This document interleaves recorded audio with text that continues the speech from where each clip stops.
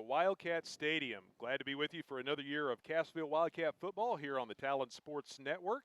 KQMO 97.7 FM, also streaming video tonight at CassvilleWebTV.com. And a new feature this year added into the Talon Media sports coverage. You can also watch on YouTube. Just go to YouTube and search for Cassville Web TV, and you can watch the live streaming video on there as well. We're also streaming audio. If you don't have access to a video connection, you can stream the live audio on tablets, mobile devices, anywhere in the world through the internet, through radiotalon.com. So lots of ways to keep up the Wildcats throughout the season here on the Talon Sports Network. The 2019 season's about ready to kick off, and we're glad to be alongside again for Wildcat football here on the Talon Network. Sammy Clapper along with Jeremy Marple, Todd Speakman alongside, our camera operator and engineer. He's got added duties this year. He's got all kinds of things to keep up with over there in the corner. But pleased to be with you here again as we kick off the 2019 season. And I know it's usually this time of year we're dealing with 90 degrees and lots of humidity. A little humid tonight, so the players will have to stay hydrated.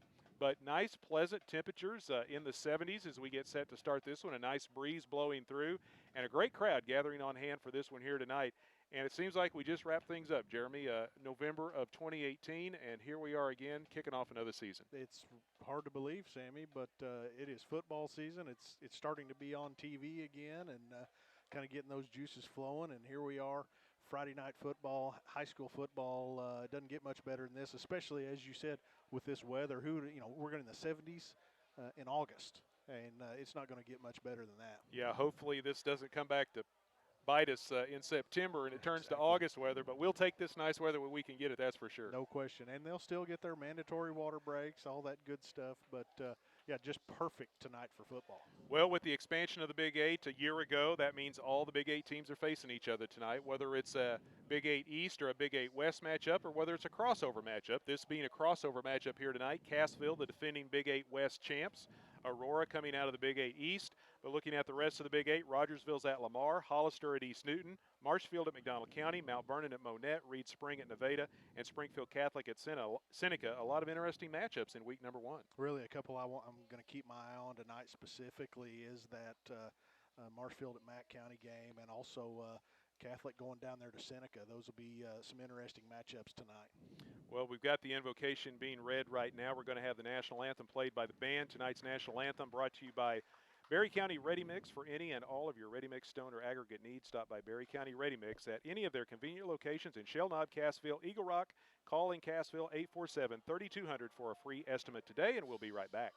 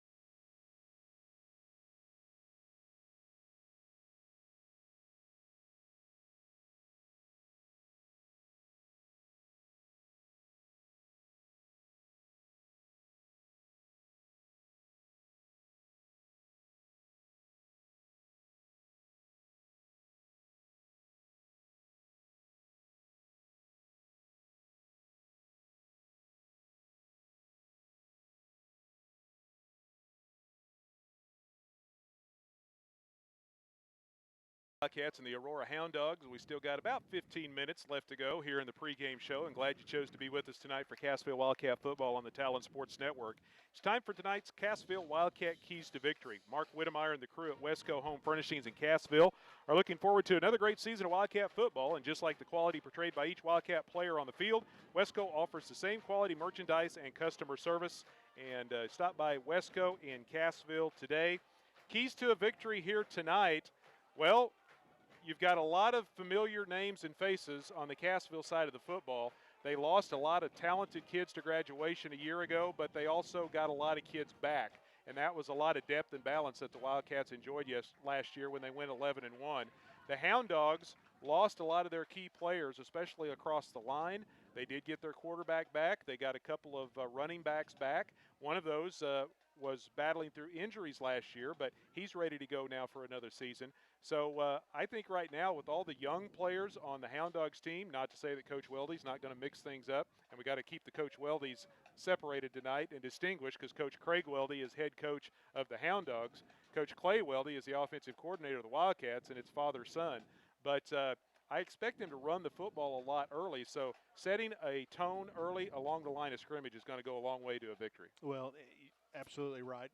Establish the line of scrimmage. Also, Sammy, early season football games, getting those first game jitters out of the way. You're going to have to fight some adversity, whether it's penalties or turnovers. So keeping, winning the turnover margin tonight is certainly a key to victory for the Wildcats. Just take care of that football and control the line of scrimmage for sure. Devin Bates takes over under center at quarterback, and he has quarterback experience at the younger levels, but Shannon Haney's been the quarterback here for the Wildcats for many, many years. Now you got a new QB. He's going to have to settle in and get comfortable with his offense. Yeah, Haney, for the most part, 4-year starter at varsity quarterback. That's hard to replace. That's a lot of experience, a lot of game experience.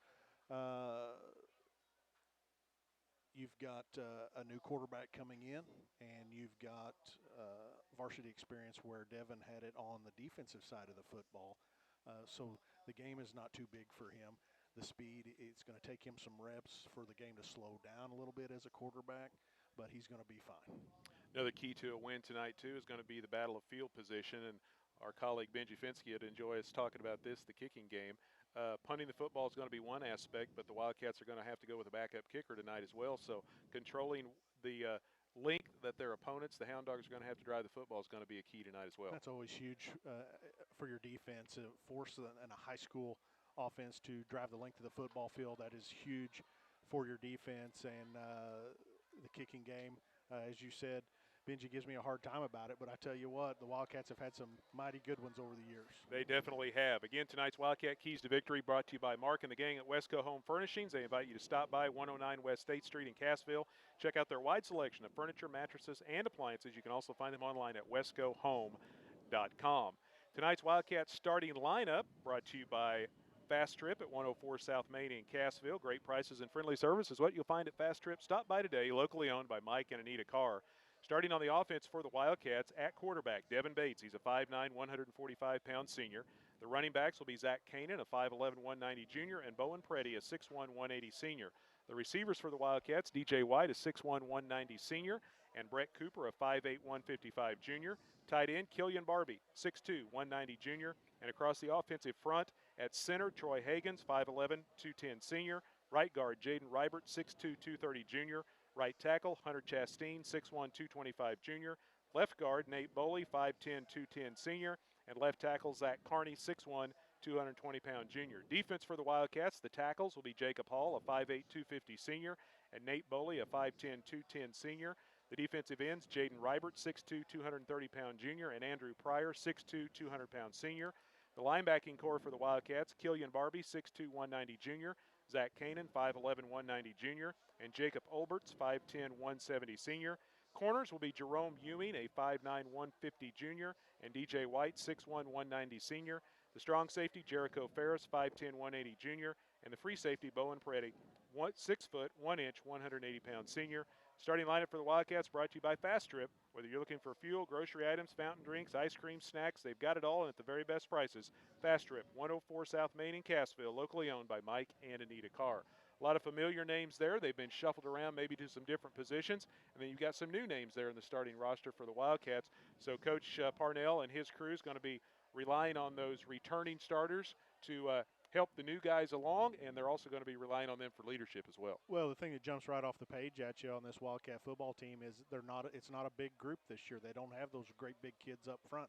But what they do have, and what we talked about a little bit, is the returning players that they do have are in your skill positions, and there's some speed and some very good athleticism coming back that we'll see out here tonight. Yeah, there's not many times, and it was kind of strange, and I talked to Coach Parnell about this in the pregame show in Coach's Corner.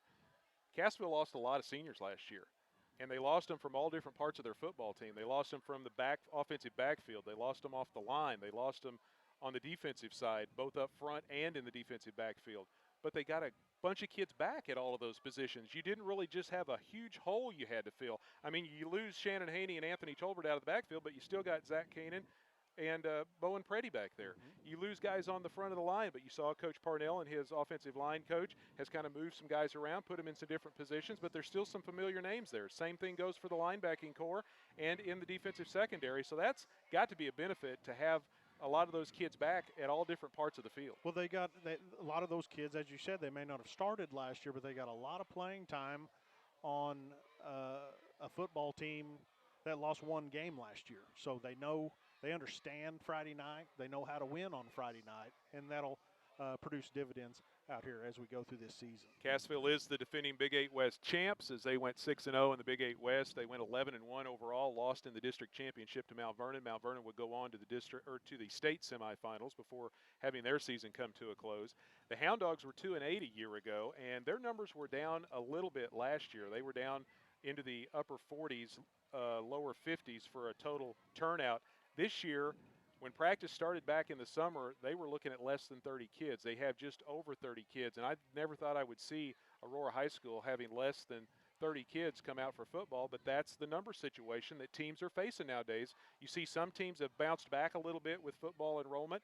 Monette and Cassville both kind of came up in the numbers this year, but the Hound Dogs went down again. Well, and it's not just Aurora and Cassville, and it's not just Southwest Missouri or the state of Missouri. It's nationwide, Sammy. The numbers are trending down, and there's a number of factors that could go into it. I don't think you can pinpoint one thing. I think you have a situation where you've got a lot of these sports, say baseball, for example, maybe basketball. They're playing year-round, and they're specializing in that sport. And in my opinion, it's not great for the kid.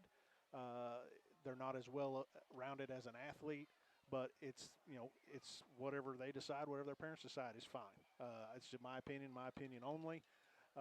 And you also just, I don't know if the concussion thing, steps in there maybe a little bit too, and maybe just you have kids that just they're not interested in football anymore, and they're on to other things. But it's not just localized to Southwest Missouri. The numbers are trending down nationwide. Yeah, and as you pointed out, it's not just one thing. It's a combination of a bunch of things that have all hit kind of at the same time. Right. And it's affecting the sport in certain areas. And here in Southwest Missouri, we've seen it the last couple of seasons. It's starting to grow back the other way, and we hope that trend continues as we go on into the 2020s. Well, tonight's game is not only a competitive contest between these two schools, it's also an educational experience for the students involved because high school activities are about learning life's values. We remind everyone to keep your hometown sports a positive experience. When you attend your next game, do your part to help rekindle the spirit of citizenship by showing good sportsmanship.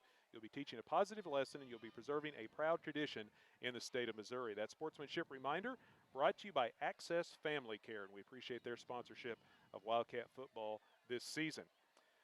Also, tonight's broadcast brought to you in part by Tomlin's. Remember to order your art-carved or gold lance class rings at affordable prices at Tomlin's Jewelry and Gifts on the northeast corner of the square in Cassville.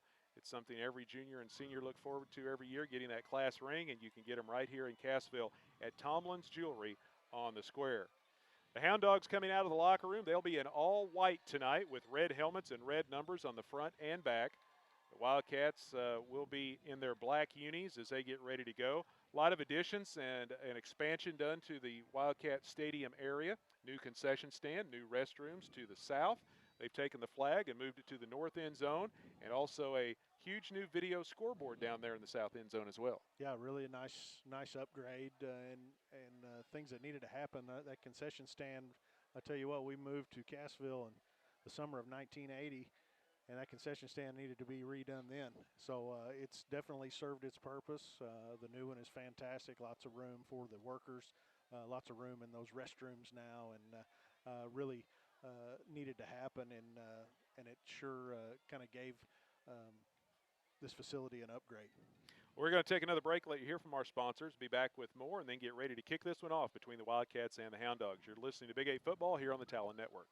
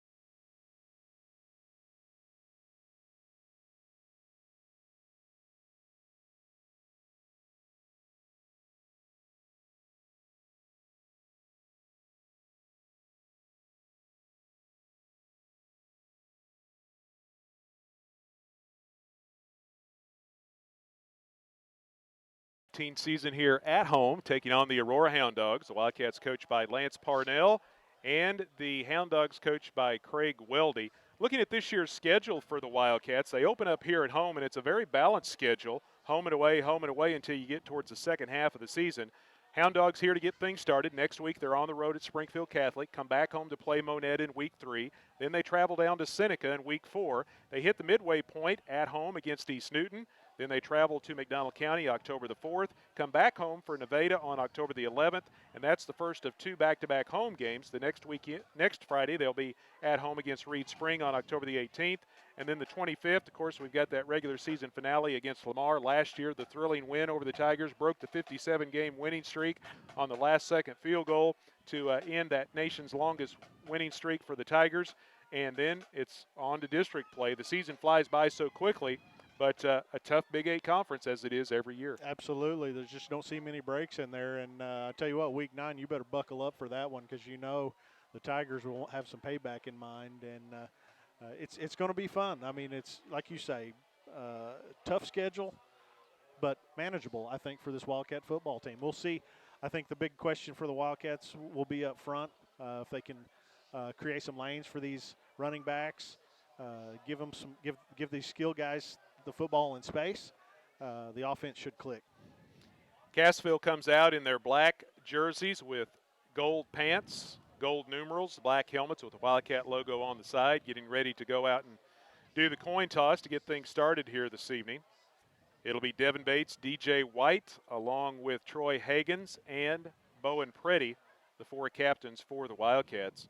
And yeah, we talk about the Big 8. It was tough enough the way it was with just the 8 schools, because we always brag, and we're a little partial down here, but it was and still is the best 3 in class. There's a few Class 4 schools, but majority Class 3 schools, I think, in the state. And then when you expanded and brought in the COC small schools, that just made the conference that much tougher. It really did, and that much better for all that goes. That much better, and statewide, all the schools, all the coaches, they know about the Big 8, and I don't know for how long, but generally when you get down to the last 4 teams playing in the season, there's going to be a team from the Big 8 there, if not more than one. Yeah, Mount Vernon the last 2 years made it to the semifinals. Right. 2 years ago, the championship. The Monette Cubs won the championship 3 years ago. The year before that, it was Seneca.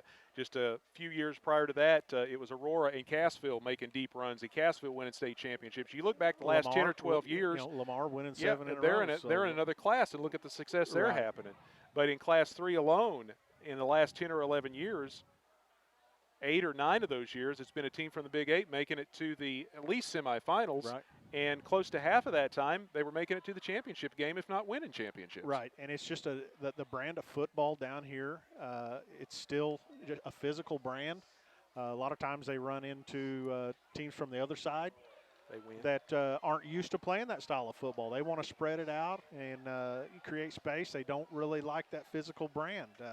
And if you can keep those teams with those athletes in front, you're going to be successful. You let them get by you, then you're going to be in trouble. But that physical brand, when you bring that physicality on the line of scrimmage, it can really cause trouble for a lot of teams that aren't used to playing that way.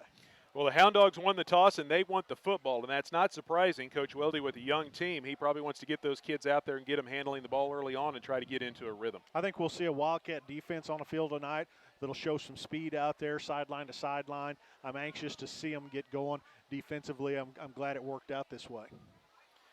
Something that we haven't talked about here tonight, a new rule put into place. There were more than just the one, but the one that's going to be predominantly watched and how it affects the game is the new 40-second clock.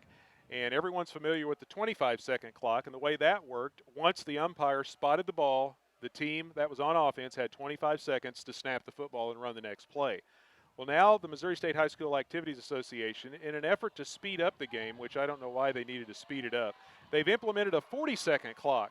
And the way this works, as soon as the play is blown dead, and that means whether it's inbounds or out of bounds, incomplete pass, a guy gets pushed out of bounds, a runner goes down, once that play is blown dead, a 40-second clock immediately starts. The umpires have to hurry and get the ball spotted. Substitutions have to be quick in and out, and they've got 40 seconds before the next snap of the football. So it's going to be interesting to see how this goes out tonight. Absolutely. Again, I don't know why they want to mess with things so much, but it is what it is. Bowen Preddy kicks it away to start the night, and a deep kick drives the return man back to the 6-yard line, and out of there he'll come with it, and that's Brendan Hall. And Hall loses the football. It's scooped up by the Wildcats, and they take it in for the touchdown. Brett Cooper with the ball. And just like that, the Wildcats are on the scoreboard. Big shot put on the Aurora Hound Dog return man. Ball shot right up in the air. Brett Cooper never broke stride. Caught the ball in the air, untouched, into the end zone. What a way to start this season. I missed the guy who made the contact. Did you catch a number on that one? I'm sorry, Sammy. There was a lot of black and gold around the football. Boy, there was. One got in there, and the ball just put his helmet right on the football. It shot straight up in the air. Cooper right there for the score. So the Wildcats line up to go for 2. Devin Bates up under center, full house backfield. He rolls around to the right side, keeps it himself, turns the corner, and takes it in for the score. So just like that, the Wildcats lead 8-0. The Wildcat touchdown brought to you by Willis Insurance, one of the area's oldest businesses, established in 1887, conveniently located on the square in Cassville and in the Bridgeway Plaza in Shellknob. Stop by or call 847-3300. Willis Insurance, your trusted choice insurance agent.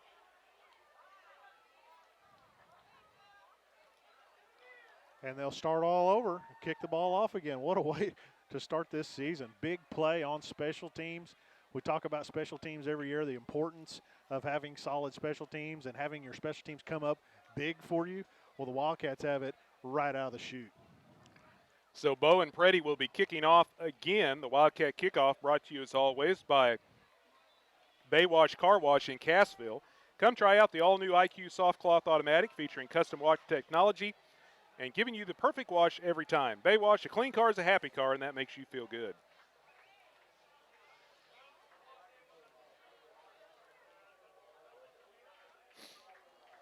So a bolt of lightning from the Wildcats on a big hit on the return man for Aurora. Ball comes loose. The Wildcats take it in for the score. Preddy boots this one away. A line drive will take Brendan Hall over to the left hash mark. He'll bring it back to the middle of the field. Got a little room across the 20, out across the 25, and he is taken down at the 26-yard line. Again, what a start to the season for the Wildcats. Now we'll get to see the defense come out on the field. And again, we stated in the pregame, the first thing that jumps out at you on this team, you look along that defensive line, you don't see a bunch of great big kids up there, but what you're going to see, I believe, you're going to see some quickness on this defense, sideline to sideline.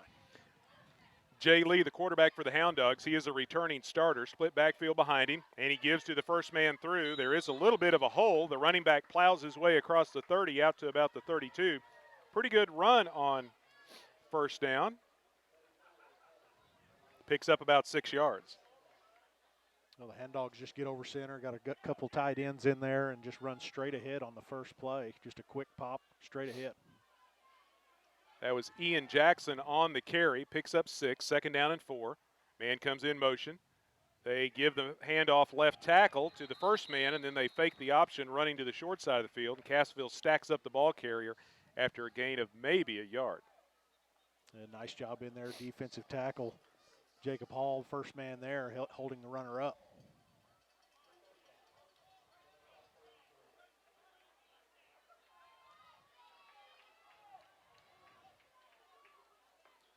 So third down and nearly 3 to go. First third down attempt of the night for the Hound Dogs. Jay Lee looking to throw, takes it over outside on the hash, and the catch is made at the 40-yard line, which is good enough for a first down. He faked deep and threw underneath, and the catch is made over there by Brody Sims for a Hound Dog first down. Yeah, quarterback for the Hound Dogs, Jay Lee, is a good player, good-sized kid, can run with the football a little bit, has a great arm, as we saw right there. A nice throw right in front of a couple of Wildcat defenders, brought down nearly immediately. It's a gain of 8 and a first down for the Hound Dogs at their own 41-yard line. And now we've got whistles as, somebody forgot to pick up the tee. Took a while to remember that was still out there. I'm sure the officials are concentrating so much on this new 42nd rule, they're probably forgetting to check some other things. And then it's a black tee, so it kind of blends in with some of the black paint out there at the Wildcat logo. First and 10 Hound Dogs. Here comes a man in motion. Lee's going to run the option. He's hit. He pitches the football behind the line of scrimmage, and a tackle made back at the 35 for a loss. Great job defending the option right there. The Hound Dogs running some people in motion. Lee taking the ball down the line of scrimmage, hit immediately in the backfield, did a nice job of getting the pitch away, but the safety of the Wildcats, Bowen Preddy, flying in there to tackle the pitch man in the open field. Great play defensively. It's a loss of 4, and it'll bring up second down and 14. 9:45 left to go here in the opening quarter. Cassville leading 8-0. The Wildcats scooping up a fumble on the opening kickoff by the Hound Dogs and returning it for a score. Lee throwing against his body. Again, he's got a man underneath, and this one's incomplete as it goes through the hands of Caleb Wittenborn over in front of the Hound Dog sidelines. Yeah, tough throw right there.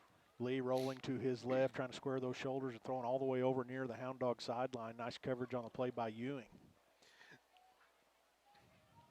So it'll bring up third down and 14. The Hound Dogs successful on their first third down try. We'll see what happens here. That one was a lot shorter than this one, though. Line of scrimmage, their own 37-yard line. They split 2 receivers out to the left side. They send a slot man around that way. It's Brendan Hall. Jay Lee with one back behind him. He rolls to his left, lets the pass fly. The catch is made at the 42, but it is not going to be enough for a first down as the Cassville defense right there to drop him after a pickup of only about 4 or 5 yards. Well, Lee trying to get Wittenborn out in space, and a good job over there, Ewing, the corner, breaking down, making a play in the open field on a tackle on the wide receiver. Nice job. Wildcats going to get this football back now. It's a pickup of only 4 to the 41, and the Hound Dogs are going to be forced to punt after picking up a first down. Snap back. The kick is high but very short, Goes into Cassville territory, bounces at the Wildcat 35, and then rolls down inside the 35, and then backs up a yard or two. And the Wildcats are going to get it at their own 34. Well, Wildcat defense on the field, successfully getting the ball back to the offense. This will be our chance to see several new faces out here for the Wildcats on offense. Ends up being only a 25-yard kick, no return. And Cassville comes to the line first time offensively. Twin receivers go wide to the left. They split the backfield behind Bates. Bates pitches the ball, goes back into the hands of Preddy. Preddy has a blocker in front, makes a cut. He's out to the 40-yard line, picks up 6 yards. Wildcats, we saw that play a lot last year, just a little toss sweep towards the Wildcat sideline. Preddy weaving his way for a nice gain there. They'll take 5 yards on first down. Wildcats quickly coming out of the huddle. They get back up to the line of scrimmage. Spotted down just inside their own 40. They stay with the split backfield. This time Bates is going to look to throw. He rolls to his right. He's got a man open out at the 45-yard line. The catch is made down the sidelines and finally ran down from behind, but not before the receiver takes it all the way down near the Hound Dog 20. Nice play right there. A little sprint out pass to the right. Bates out to Barbie. Barbie, the tight end on the play, got behind the secondary. And a nice throw on the run by Devin Bates right there. Barbie, nice catch down the Hound Dog sideline. Big gainer right there. Good play. They spot him out of bounds at the Hound Dog 19, so first down for the Wildcats. The Wildcat first down brought to you by Sears in Cassville, located on 99 Highway 37 South. They're going to run the football on first down from inside the Hound Dog 20. And Preddy gets the call, takes it inside the 15. Looks like they're going to spot him down at the 13 for another gain of 6. A good job up front on the right side of that offensive line. Preddy off right tackle. Good gain on first down. We talk about it every year, Sammy, but success on first down will go a long way to winning football games. Second down and 4 from inside the 15. Cassville leading 8-0 with 7:40 left to go in the first quarter. Bates back up under center. I formation this time behind him. Hands off to the fullback, Kanan. He drives his way down to the 10-yard line, picks up 3 hard-earned yards. Just straight ahead with the fullback right there. Zach Kanan, strong kid. 190 pounds, what they got him listed at. I think he's a little bit bigger than he was last year, Sammy. Put on some good, looks like some good weight. About 10 or 12 pounds added to his frame. Yeah, some good weight and strong and can run. You give him a step, and he's going to cause you some trouble. Cooper goes wide to the left. DJ White splits out wide to the right. They stay with the I formation. Bates gives it off to Preddy. Lead blocker in front. Cuts it back and takes it in. Touchdown, Cassville. A nice cutback at the 5-yard line behind the blocking of Kanan, and he takes it in for the score. Yeah, great job running out of that I formation, just straight ahead. Kanan, great kick-out block on the linebacker. Preddy reading that block, making a small cut into the end zone. Nice job. That's a really nice opening series of the season. So a 10-yard run from Bowen Preddy. He's got 22 yards on 3 carries, and he adds the touchdown. And now the Wildcats again going to line up to go for 2 with Drake Reese out of the lineup tonight. They go for the 2-point conversion. Preddy trying to fight his way to the goal line. Looks like he's going to be stopped just short at the 1. So the conversion attempt fails. The Wildcat touchdown brought to you by Willis Insurance for auto, home, health, and life, and also commercial insurance. See the folks at Willis Insurance on the square in Cassville and in Shell Knob in the Bridgeway Plaza. Stop by and get a quote today. A 5-play, 66-yard drive capped off by the 10-yard run by Bowen Preddy. Big pass play from Devin Bates to Killian Barbie set up that touchdown, and the Wildcats extend their lead to 14-0. And it's good for a quarterback really getting his first time to start at the varsity level to get that pass play out of the way. You've got one out of your system. Completion, big gainer. That goes a long way to a quarterback's confidence moving forward. Tonight's first quarter brought to you by Michael's Hardware, 186 Sale Barn Road in Cassville. For your project questions, Michael's has friendly folks and serious hardware.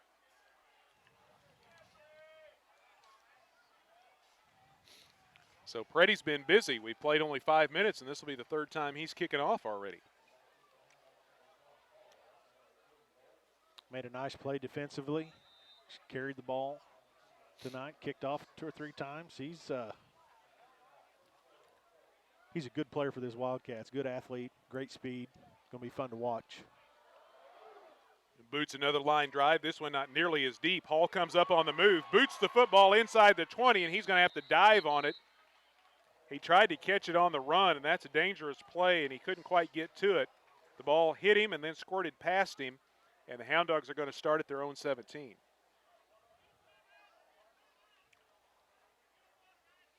$14-0. Cassville with the lead. 7 minutes left to go in the opening quarter. Again, tonight's first quarter brought to you by Michael's Hardware. Michael's will give your to-do list a game plan that's sure to be a winner. Michael's Hardware, friendly folks, serious hardware. 186 Sale Barn Road in Cassville. And we have our first officials timeout with the mandatory water breaks. First 3 games of the regular season.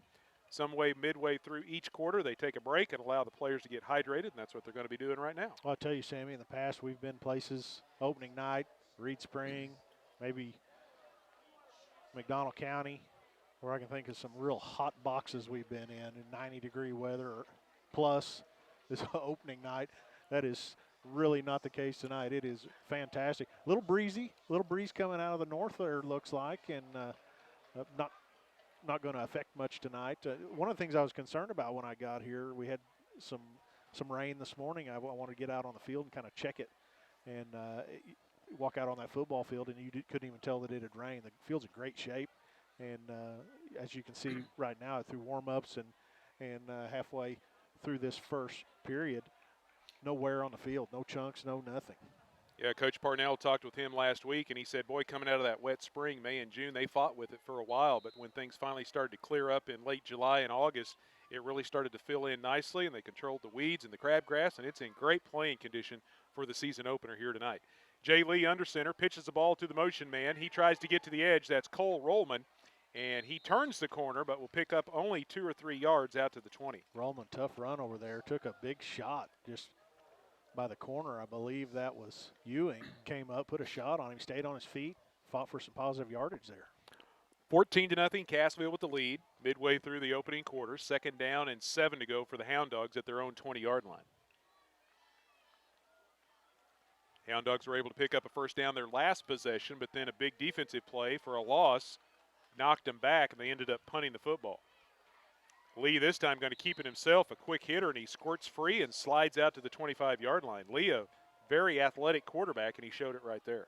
Yeah, and sometimes a play like that, Sammy, the quarterback and center kind of have a sign that they'll give where they address the football, and they may see something with the linebackers or where the D tackle's sitting, and it may just be one of those things where it gives him a tap or something. We're just going to sneak it, pick up 4 yards. Good play. So it'll be 3rd down and 2 for the Hound Dogs. They're 1 for 2 on 3rd down conversion tries. They go with a quick snap, try a little misdirection in the backfield. Cassville defense stays home. We'll see if the surge by the offensive line for the Hounds has enough for the first down, and they do. As Lee turned around, it looked like the play might have busted there. And I'm not sure, it was hard to tell who ended up with that football, but they got enough for the first down. So the Hound Dogs pick up their 2nd first down of the night as they take it out to the 27-yard line.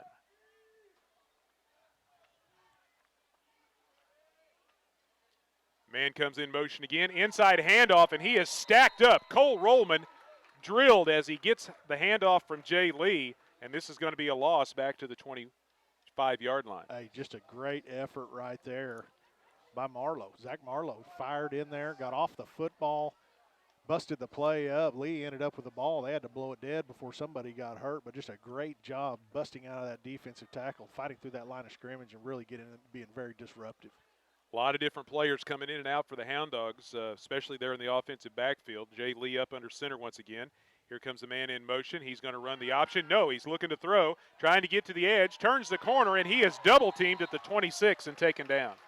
Going to be hard to run from this Wildcat football team. You had Kanan from his linebacker position. Also, you had Pryor. He's getting up a little slowly. Not sure if he got the wind knocked out right there, but I tell you, Andrew Pryor, talk about having a good year last year from that defensive end position. The coaches just raved about his growth and work ethic and how he played and earning his way this year. Great job getting out on that scrambling quarterback as well. So 4 minutes left to go in the first quarter. Cassville with a 14-0 lead, and the Hound Dogs facing 3rd down and nearly 12 to go. Jay Lee with a straight drop, trying to set up a screen pass. Cassville has it defended well. He does a little shuttle pass. It's complete to Rollman. Rollman trying to break a tackle and get back to the line of scrimmage, and he will not do so as he is dropped at the 24 for a loss of 2. Really nice job. Well coached right there. The defensive line, linebacking core didn't bite on the screen fake. They stayed at home, made the play very tough to run, and a really nice job of getting the Hound Dog offense off the field again. So 4th down and 12, and the Hound Dogs will be forced to punt. DJ White dropping back deep for the Wildcats. The snap bounces in front of the punter, and that punter is Peyton Weatherman. He does get the kick away. It's a better punt this time. Fielded by White back at his own 45. Gets a block in front at the 50. Breaks a tackle at the 40. Down the sidelines he goes. He's inside the 30. Still on his feet. Fights his way all the way down to the 21-yard line. What a return by DJ White. Great job, White, coming up, catching the football. Made a move right over about the 50-yard line. Did a nice cut. Beat one of the Hound Dog coverage men, and down the field he went. Showed a nice burst of speed there. Big gainer for DJ White on a punt return. Dangerous with the football in his hands, whether it's special teams, whether he's catching that slant route. Just a good football player. It was a 36-yard kick, but it ended up being a 38-yard return. So he actually gets the ball back inside where the Hound Dogs were putting the football at the Aurora 22-yard line. Yeah, Wildcats in great position here. DJ White goes wide to the right. Cooper out wide to the left. Split backfield this time behind Bates. He gives the handoff to Preddy. Preddy slips off right tackle, still on his feet inside the 20 down to about the 19, trying to get extra yardage, but finally stacked up after a gain of 3. The Wildcats just coming out pretty base formation here and just running the offense, letting that offensive line work, creating some lanes for these backs to run through. Again, tonight's first quarter brought to you by Michael's Hardware in Cassville. Let them quarterback your project with the right tools and supplies for the job. Michael's, friendly folks, serious hardware. 14-0, Cassville with the lead. They've got the ball inside the Hound Dog 20. Devin Bates rolling to his right. Got a couple of receivers over there. Passes underneath. It's caught at the 15-yard line. And then the receiver ran out of bounds down around the 10, and that was Jericho Ferris. Ferris doing a nice job leaking out of that backfield, got out in the flat. Bates rolling to his right. Nice touch on the football, letting Jericho Ferris run right into the ball. First down for the Wildcats. Nice play call right there. Wildcat first down brought to you by Sears in Cassville. They offer the best in quality brand name appliances like Kenmore, Samsung, LG, Whirlpool, and GE. Sears located at 99 Highway 37 South in Cassville, Missouri. First and goal for the Wildcats at the Hound Dog 9-yard line. And we've got whistles and a flag, our first flag of the night. The umpire and the referee both throwing their laundry on the turf. Clock stopped at 2:04 left to go here in quarter number 1. And we've got a procedure penalty against Cassville. Had a little movement up front. Cassville might have been going on a little different cadence there. Again, first game.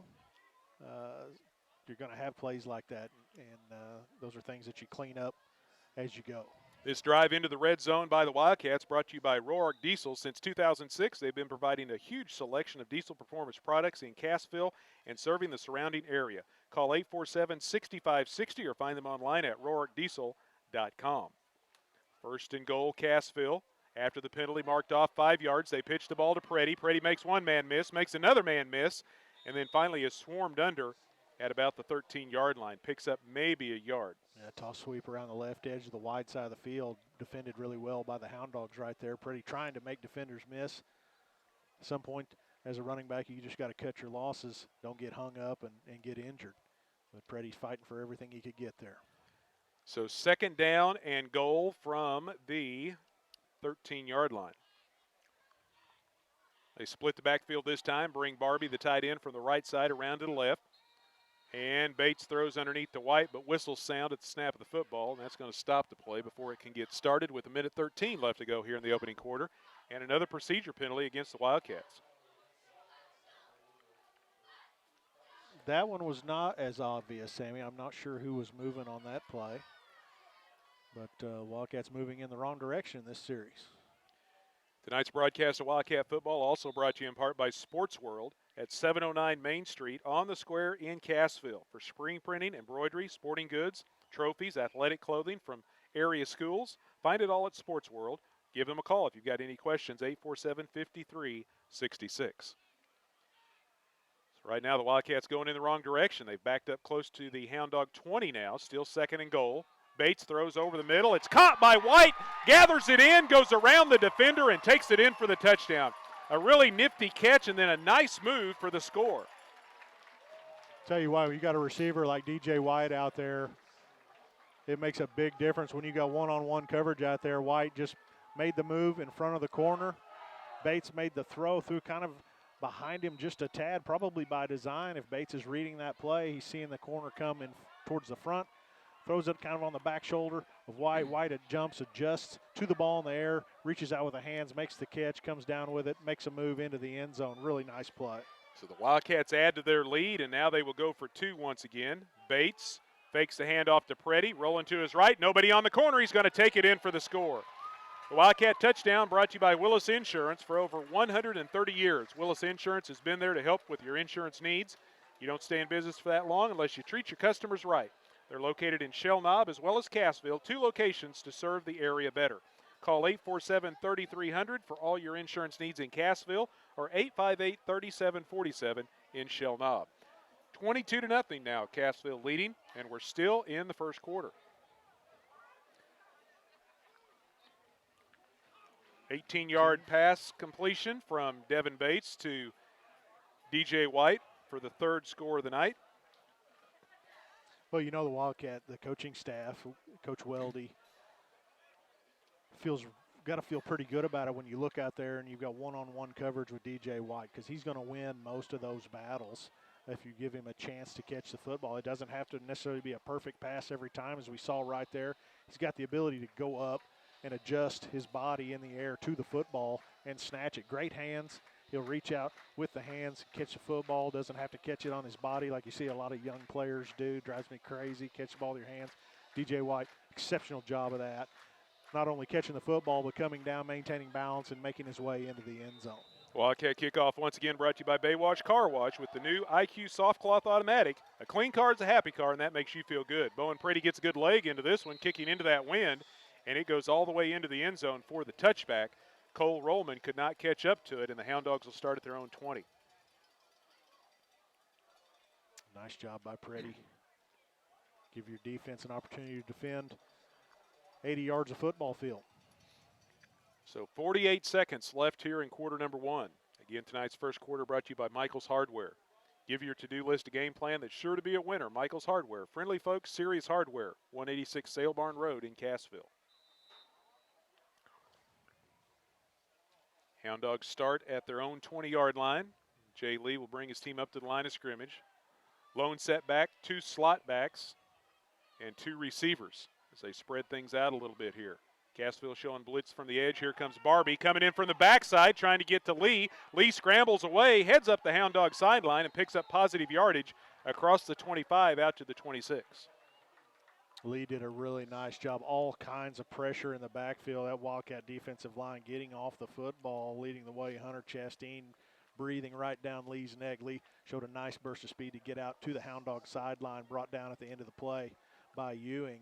And he meant business at the end of that run. He was lowering that shoulder. Ewing got nice position underneath and dumped him.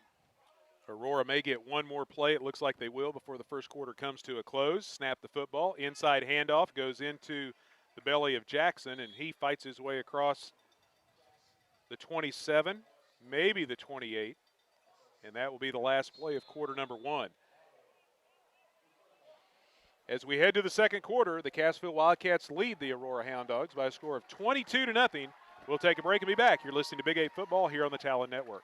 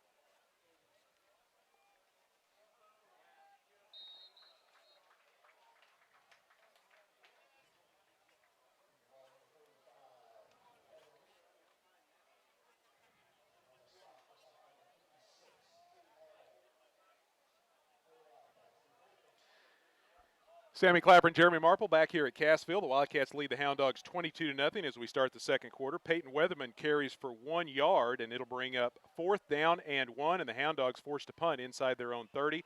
A high kick again by Weatherman, but this one once again is going to be short, and a fair catch called for and hauled in by Cooper at the Cassville 45-yard line.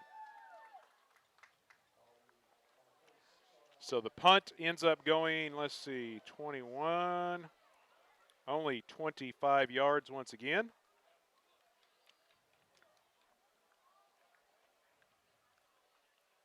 And it'll be Cassville football just across on their side of midfield. Wildcats break huddle, come up to the line of scrimmage. First time tonight, Bates operating from the shotgun. He's got Preddy off his left hip. He hands the ball to Bowen Preddy, makes a cutback. He's across midfield into Hound Dog territory and races his way down to the 45-yard line. And that is going to be very close to a first down. And they do signal first down Cassville. The Wildcat first down brought to you by Sears Hometown Store in Cassville. They offer the best in quality brand name appliances, power tools, lawnmowers, fitness equipment, and much more. Come by and let them get to know you. Yeah, nice burst of speed there. Preddy taking that handoff, going right around that right edge. When he gets those pads going north and south, he can get there in a hurry. So it's a gain of 11, the 4th first down picked up by the Wildcats here in the first half. Bates again from the shotgun. White comes in motion. Inside handoff goes to him. He's got a couple of blockers on the edge. He's inside the 35, races his way down to the 30 and picks up another Wildcat first down. Wildcat first down once again brought to you by Cassville Sears Hometown Store, your local destination for all your home appliance and mattress needs and a great selection of lawn and garden products.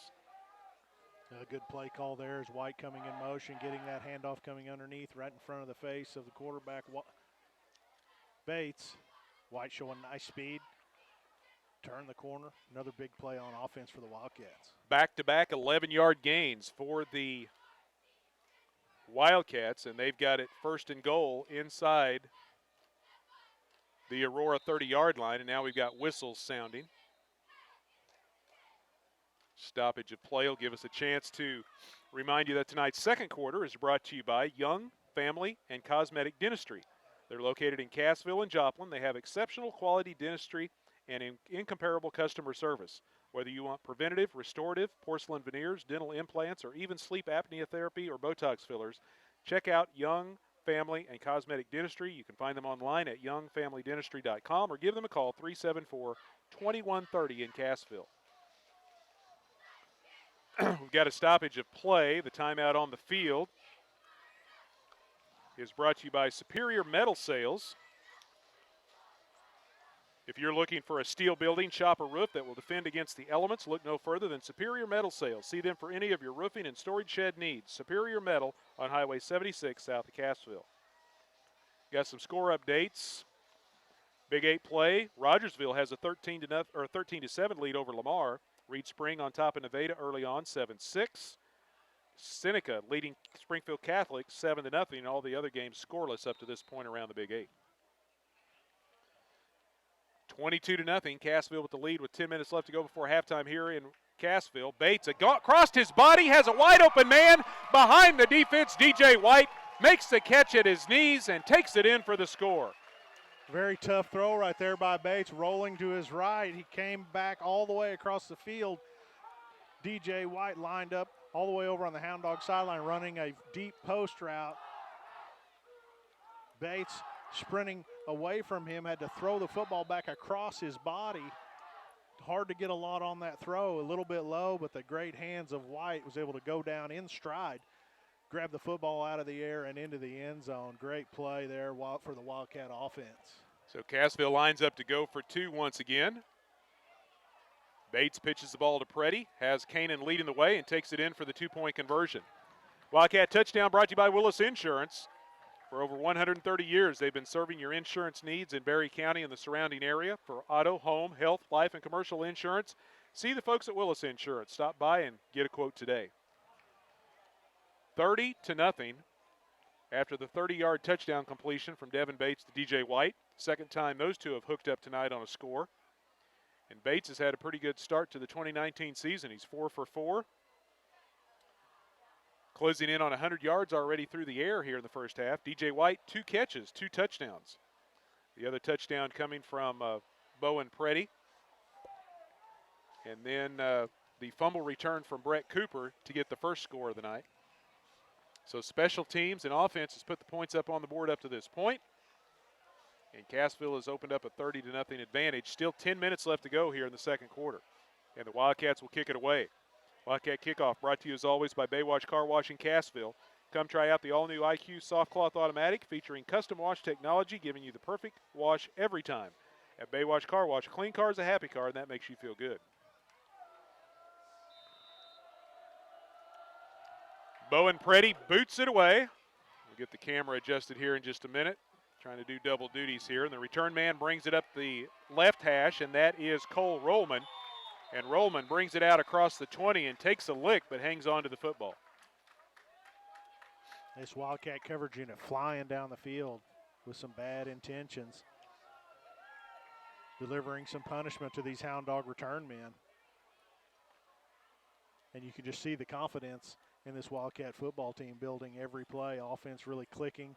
Defense doing a nice job. Special teams getting some points already. Really flying around the field tonight. Hound Dogs will take over at their own 23. Cassville shifting around on the defensive side of the football. Man comes in motion for Aurora. Jay Lee going to run the option to the short side of the field. Pitches the ball. The motion man, Brody Sims, hauls it in and tries to get to the edge. But Cassville does a nice job stringing it out to the sidelines. He is able to get across the 25 out to the 27.5-yard line. Picks up about 4.5 yards, and it'll bring up second down. Jay Lee running that option play really took a big shot right as he pitched the football. Looked like Jacob Olberts just laid right into Lee. Lee able to absorb the hit and pitch the football. That's a nice play. So second down and nearly 5 yards to go for the Hound Dogs. Quarterback keeper this time. As Lee dives out to the 30, he is able to pick up 3 yards, and it'll bring up third and short. Hound Dogs 1 for 5 so far on third down conversion tries. They'll be facing 3rd and 2 here from their own 30-yard line. 9 minutes left to go before halftime. Cassville with a 30-0 lead. Hound Dogs overload the right side. Man goes in motion that direction. They give it to Sims. Sims busted outside, gets to the edge, has the first down and more, slips the tackle, and then is knocked out of bounds out around the 40-yard line. Well, it looks like the line judge over there says he stepped out of bounds about the 38, but that's still good enough for a Hound Dog first down.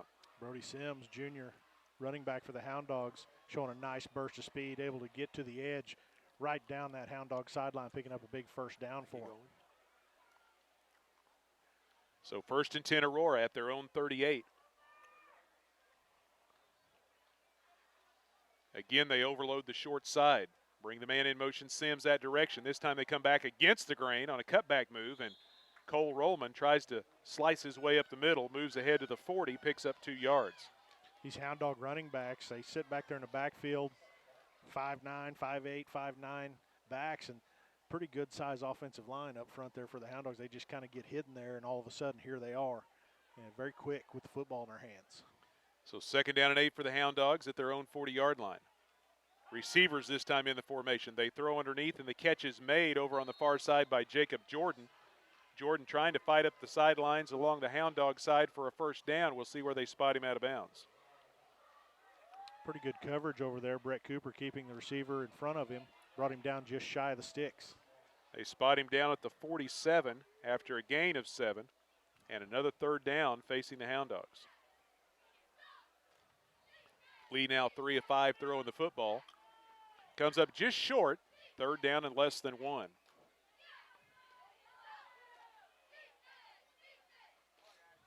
Jay Lee on the quarterback keeper has the first down. A good surge by the line as he takes it out to the 49, picks up 2 yards, and they'll move the chains. Well, we've seen that quarterback sneak 3 or 4 times here tonight, and you kind of get the feeling if the Hound Dogs want to get a yard, they're going to get it with that quarterback sneak. Lee, strong, good-sized kid, running behind that big offensive line. If they need a yard, he's just going to fall right in behind those guys and get it. It's going to be tough to stop. Under 8 minutes now left to go before halftime. Cassville leading 30-0.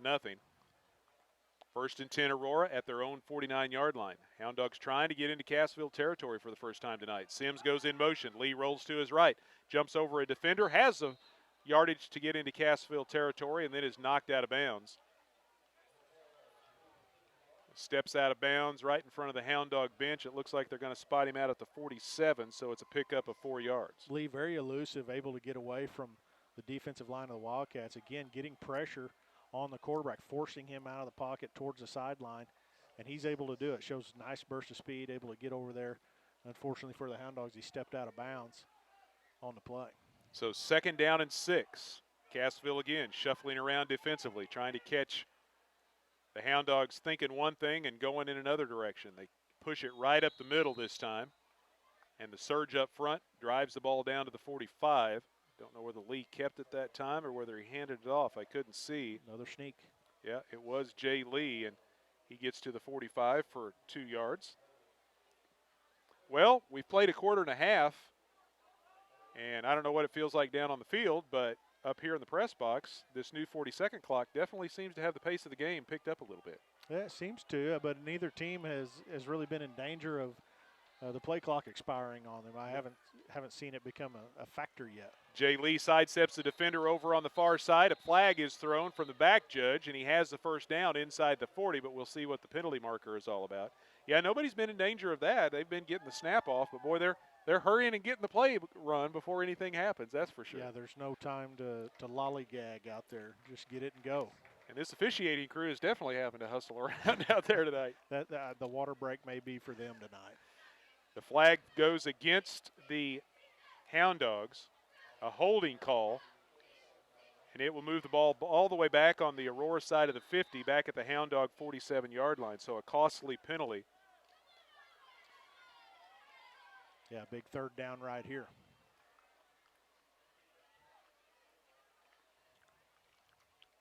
So what could have been a 3rd and short. Lee now throws over the middle. The catch is made by Sims, and he has the 1st down inside the 40-yard line.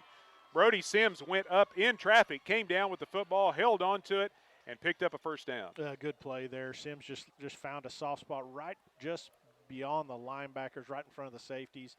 Lee hit him just right, just where they needed to pick up that 1st down. Good play call. Just a receiver finding a soft spot in the defense, and the quarterback laying the ball up for him. It's a gain of 15. 1st and 10 Aurora. They move the chains. 6 minutes left to go in the 1st half. Cassville with a 30-0 lead, and the Hound Dogs starting to move the football. Jay Lee brings Sims in motion. And they run the football this time. Off right tackle. And the ball carrier for the Hound Dogs, which was Ian Jackson, takes it down to the 30 and picks up 8 yards. Well, the Hound Dogs seem to have settled down in this football game as they're executing now on offense, moving the football methodically down the field, keeping that Wildcat defense on the field. So 2nd down and short now for Aurora. The ball at the Cassville 30. Cassville comes with a 4-man front. Hound Dogs stay with the 2 flankers. They bring one in motion. They run away from that flanker, and the handoff goes to Jackson. He is hit hard, but hangs on to the football and picks up the 1st down as he pushes his way down to the 22. It's a gain of nearly 8 yards and a 1st down for the Hound Dogs. Yeah, just right at the defense, running between those tackles, just right at the teeth of the defense, and they're picking up yardage right there. Wildcats doing some substitutions here along that defensive line. Again, tonight's 2nd quarter brought to you by Young Family and Cosmetic Dentistry. Locations in Cassville and Joplin. You can find them online at youngfamilydentistry.com or call them in Cassville 374-2130. Lee wanted to throw the football. The defense had the man covered for a moment. Now he scrambles to his left and overthrows the intended receiver. I think we're going to have a holding call back here as one of the Wildcat defensive linemen. It looked like Jaden Rybert, Rybert defensive end on that side was being held big time as in pursuit of Lee. And it is a holding call going against the Hound Dogs, going to move them on back. But a nice job of Rybert getting off the football, creating some panic in the backfield for the Hound Dogs, forcing the holding call. Yeah, it's going to go down as a 10-yard penalty, but it was thrown about 6 or 7 yards in the Hound Dog backfield. So that added yardage pushes the ball all the way back to the 38. 5 minutes left to go here in the 1st half. Cassville with a 30-0 lead. The Hound Dogs facing 1st down and a bundle. They have to get all the way down to the Cassville 12-yard line to pick up a 1st down. Right now they're at the 38. Lone setback behind Lee. He's up under center. Takes a quick peek at the defense, brings a man in motion. Cassville creeping on the weak side. Now Lee rolling that direction, throws against his body. He's got a man open. The catch is made, but did he keep the feet in bounds? And they say no, he did not. Nice job down there by Caleb Wittenborn trying to walk the tightrope along the sidelines. Kept his eye on the ball and made the catch, but the feet did not stay in bounds. A.J. Lee sprinting to his left towards that Wildcat sideline. All kinds of pressure. Really a good throw considering. Right at the sideline, just out of bounds. It was questionable from here. I mean, it was real close. Fortunately for the Wildcats, that's incomplete. He was trying to get on his tippy toes and keep him on the green grass and not get on the white grass that was out of bounds, and he wasn't able to do that, and the official right there to make the call. So second down and long now. They give the handoff to Sims. Sims trying to find room around the right side, and Cassville's defense gets a hold of the Hound Dog running back and takes him down after a pickup of only a yard. Yeah, Rybert coming off the bottom of that pile. Good play there. So here we go, third down and nearly 25 to go for the Hound Dogs. They've been 3 of 8 so far on third down conversions. And we're under 4.5 left to go before halftime. Cassville's defense has been out there for the longest amount of time so far here in the first half. As this drive by the Hound Dogs has taken some time off the clock. Lee wanting to throw the football, now has to scramble out of the pocket. Rolls to his right, no one open. Now he's running for his life, trying to pick up a block. He gets one, and he lets the pass fly, and it's off the fingertips of Ian Jackson. A big block by one of his linemen helping him out, and he let the ball fly, but Jackson couldn't hang on to the football. Yeah, great coverage in the secondary. And once again, defensive line getting pressure. When the defensive line can get pressure, that eliminates the need for you to bring linebackers to get that pressure. Linebackers can get out in coverage, as we saw right there. Nowhere for Lee to go with the ball as the pressure from that defensive line forcing Lee to scramble all over the place. 16 plays, but the Hound Dogs are going to be forced to punt. And Peyton Weatherman trying to angle it to the far sideline. It bounces inside the 20. Takes a nice Hound Dog roll right down the sidelines, inside the 10, down to the 9. That was a really nice, well-placed punt by Peyton Weatherman. The Wildcats will have the football. Just under 4 minutes to go until halftime. The Wildcats will get the football coming out after halftime as well.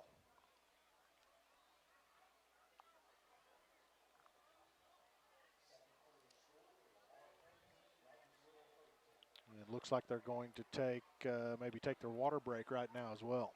Yep, they're going to stop things and let everyone get hydrated here. Timeout on the field, again brought to you by Superior Metal Sales. If you're looking for a steel building, shop, or roof that will defend against the elements, check out Superior Metal Sales. See them for any of your roofing and storage shed needs. Superior Metal on Highway 76 south of Cassville. Well, the Hound Dogs 17 plays, but they had to punt the football, and Cassville will take over at their own 9. Tonight's second quarter brought to you by Young Family and Cosmetic Dentistry. If you want preventative, restorative, porcelain veneers, dental implants, or even sleep apnea therapy or Botox fillers, call the folks at Young Family and Cosmetic Dentistry. YoungFamilyDentistry.com online or 374-2130 in Cassville.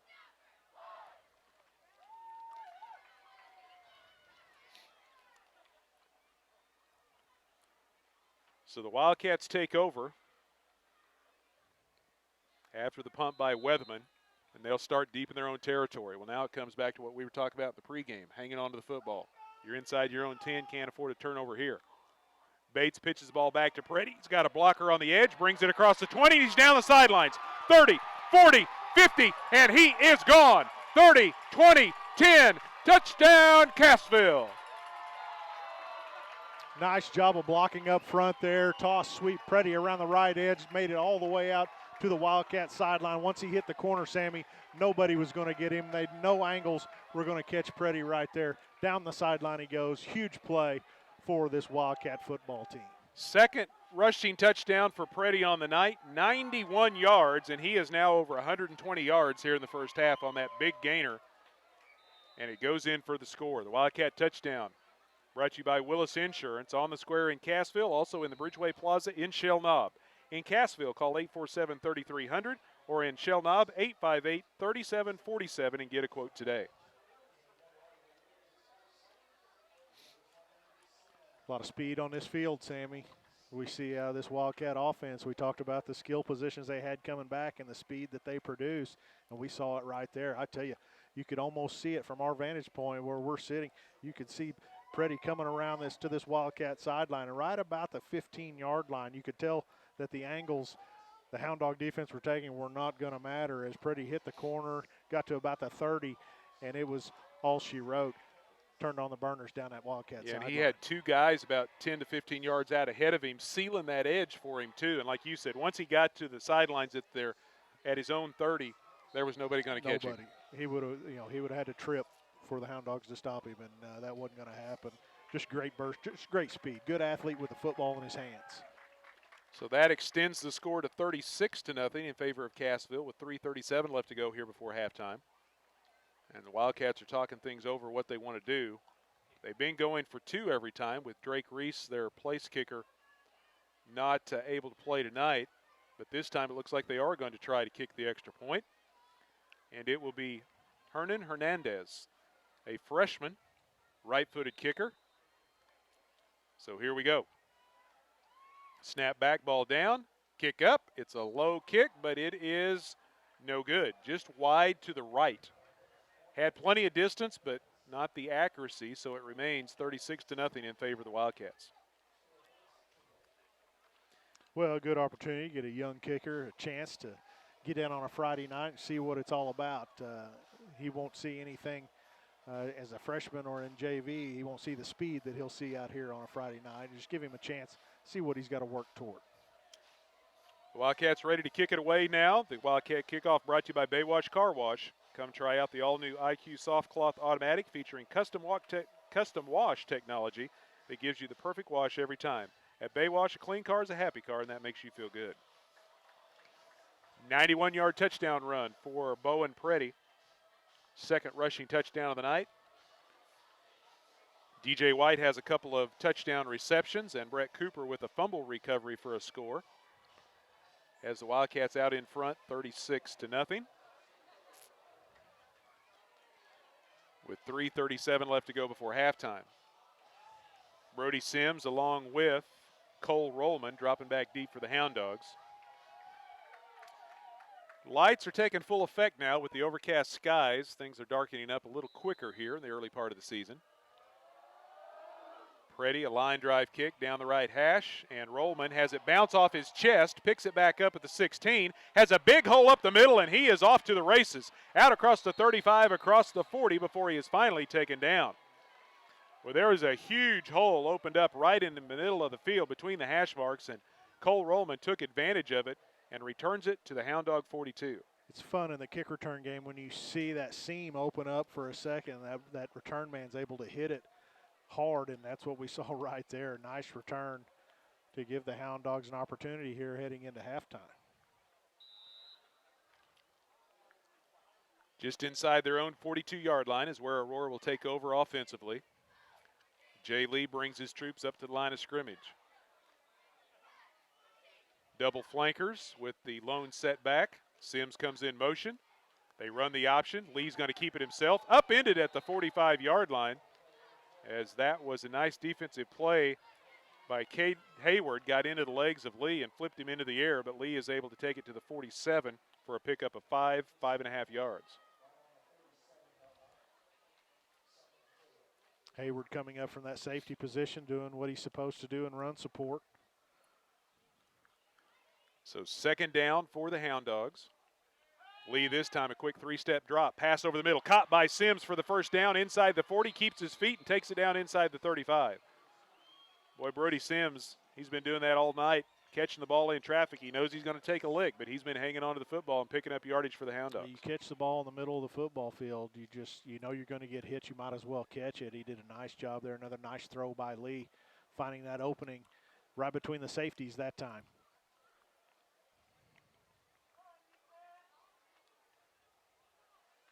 A 21-yard pickup that time for the Hound Dogs on the pass completion. Aurora quickly up to the offensive set. Lee wanting to throw. He's got a little time. Now pressure coming. He's going to try to get to the edge. Inside the 30. Spins away from a man at the 25 and finally taken down just shy of the 20-yard line.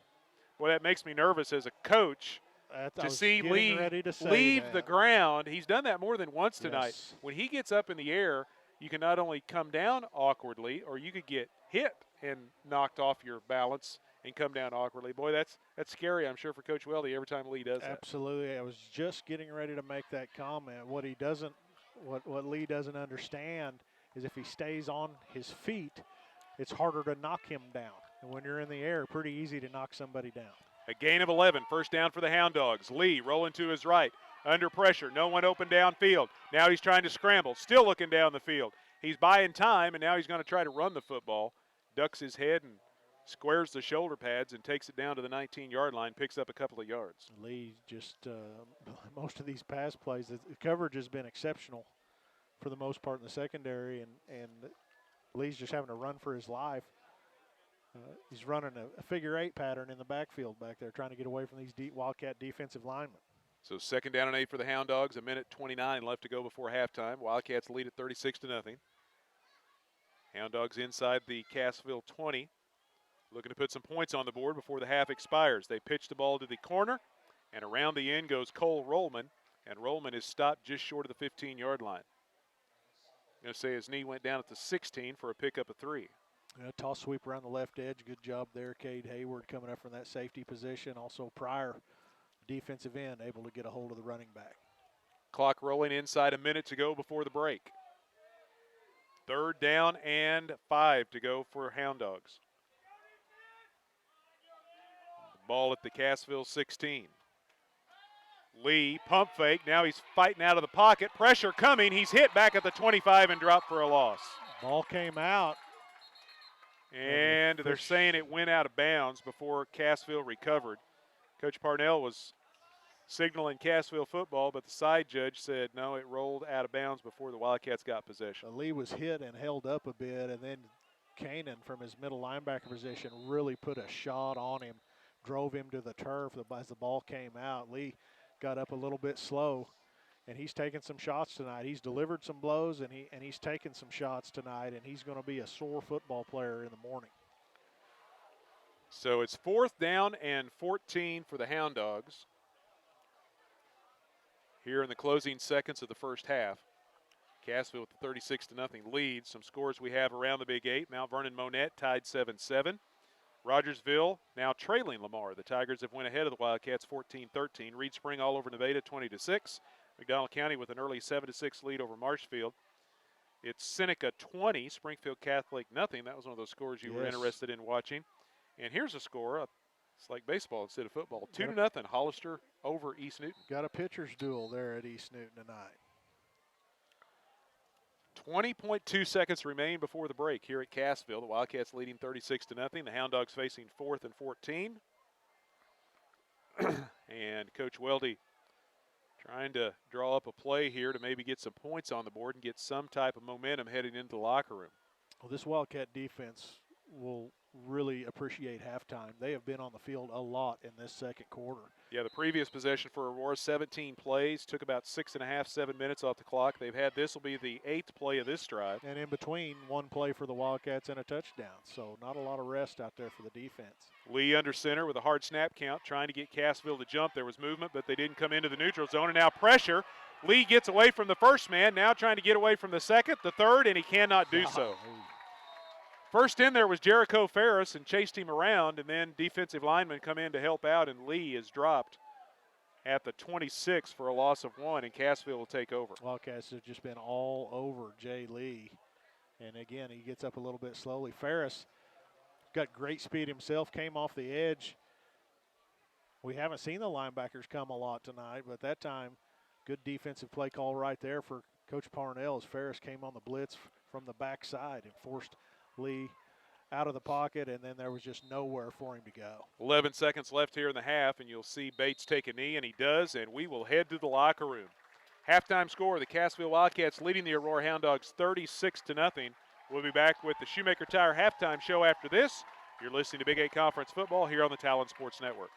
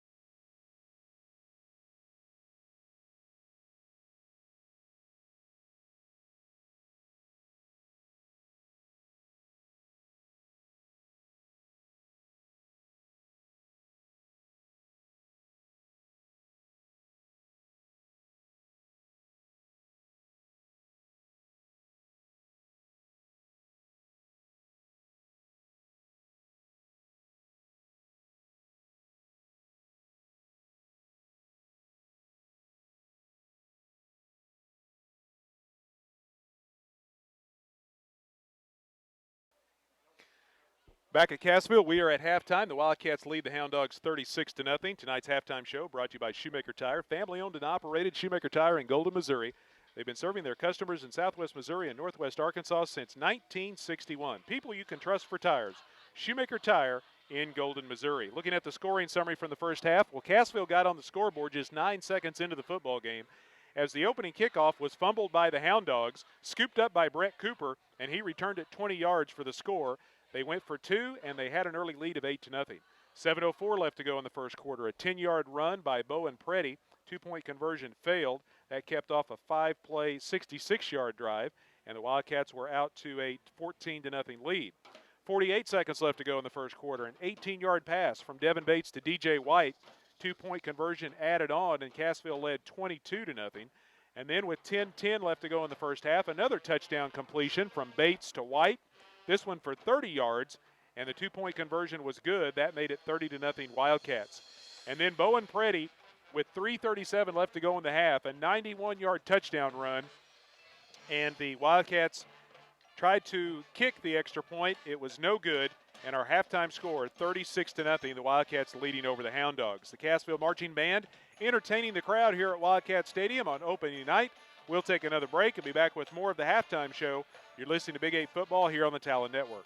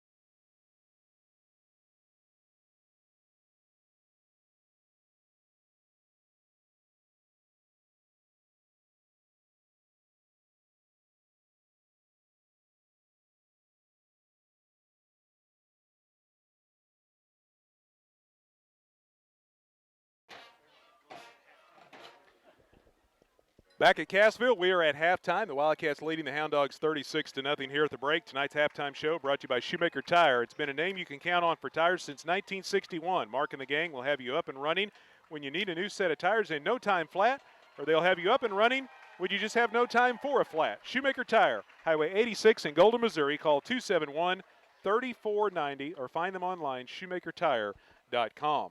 All right, before we get to the first half stats, I've got a Cardinal ticket giveaway, and the reason why I'm doing this tonight here at halftime is because these tickets are for this weekend. This is a last-second deal, and hopefully somebody can use these and they won't go to waste. They were turned back in to me, so I'm going to try to let somebody have the advantage of being able to go to St. Louis and watching the Cardinals this weekend if they can do so. But I know it is a holiday weekend, and probably a lot of plans have already been made. But I've got tickets for tomorrow night game. There's 2 games tomorrow, an early game because of the doubleheader with the rain makeup, but this is for the night game tomorrow, and then Sunday's game in the afternoon. If you can go to either one or both of those games, for all that matter, tomorrow, the night game, and then Sunday afternoon game, the Cardinals and the Reds at Busch Stadium this weekend on Labor Day, All you got to do is come up to the press box here at Cassville. We're a little over halfway to the north end. It's got a Wildcat radio sign next to our door. Come up and knock on the door and say, hey, I want to go see the Cardinals this weekend. I've got 4 tickets for tomorrow's night game and 4 tickets to Sunday's afternoon game, Cardinals and the Reds.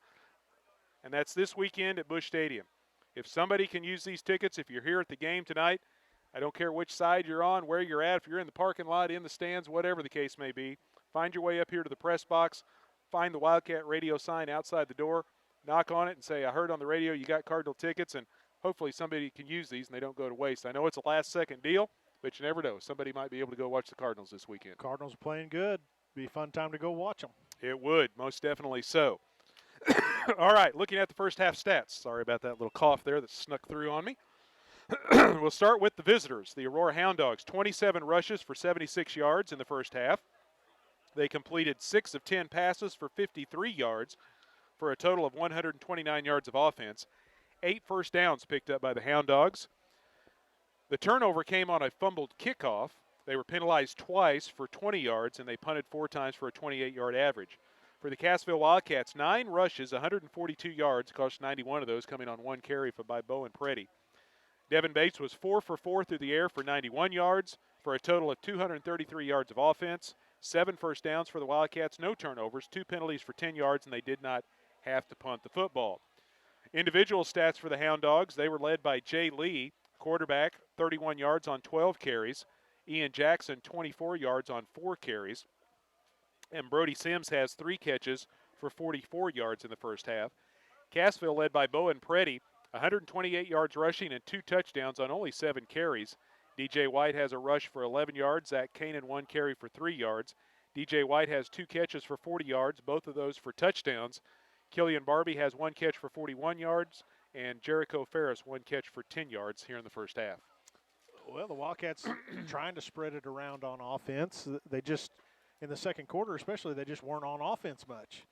Big run by Preddy, 91 yards, but other than that, there wasn't a lot of offense for the Wildcats in that second quarter. The Hound Dogs kept that defense on the field a long time. We talked about it a little bit off the air, and that Cassville defense was glad halftime got here because they really needed a break in this game.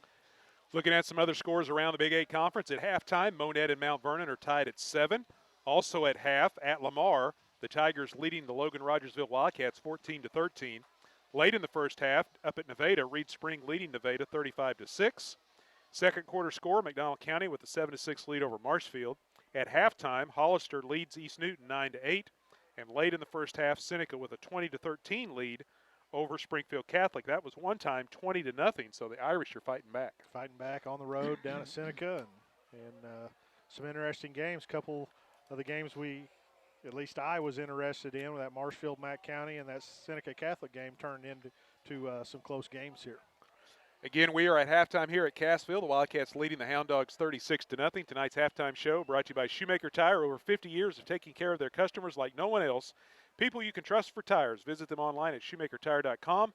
Drop by Highway 86 in Golden, Missouri, or give them a call, 271-3490. Shoemaker Tire, bringing you tonight's halftime show. We've got about 2.5 minutes before we start the second half, so we're going to let you hear some more of our sponsors of tonight's broadcast and be back with the third quarter. Cassville over Aurora, 36-0 here at the break. You're listening to Big 8 Football here on the Talent Network.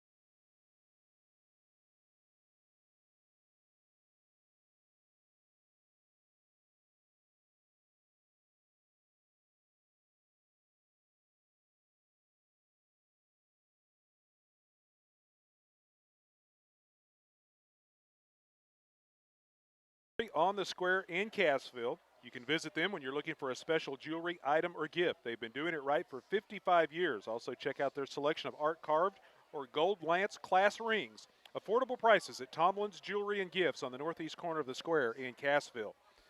Role models are more important than ever in today's society. You can serve as a role model for others the next time you display good sportsmanship at a high school athletic event. Good sports are winners and are also vital to preserving our fine sports traditions. So the next time you attend a sporting event, remember to be a good sport and help rekindle the spirit of citizenship. This sportsmanship reminder brought to you by Access Family Care. We appreciate their sponsorship of Cassville Wildcat football. 36-0, the Wildcats lead the Hound Dogs as we get set to start the third quarter, and Cassville will have possession of the football to start the second half. Tonight's third quarter brought to you as always by J&M Pallet Company, where with over 15 years of experience, they specialize in new, used, and custom-built pallets. They're backing the Wildcats all the way, and God we trust is their motto at J&M Pallet Company. Phone 847-6732. Sammy Clapper and Jeremy Marple back with you. Todd Speakman alongside, running our web TV this evening. Don't forget, you can also watch on YouTube. Just go to the YouTube channel and search for Cassville Web TV. Hound Dogs will be kicking things off. And the Wildcats ready to receive. And it's Jericho Ferris back deep at his own 11-yard line. He brings it out from there, has a couple of blockers in front. He's across the 25 and pushes his way out just shy of the 30-yard line. Wildcats have some skill players that are fun to watch with the ball in their hand. Jericho Ferris is one of those, very quick with the football and some good top-end speed. Obviously, Preddy, also DJ White, just a nice mixture at different levels of the offense that can take the ball to house. Zach Kanan from the fullback position, if he pops one, he can go. Just some threats all over the field for the Wildcats.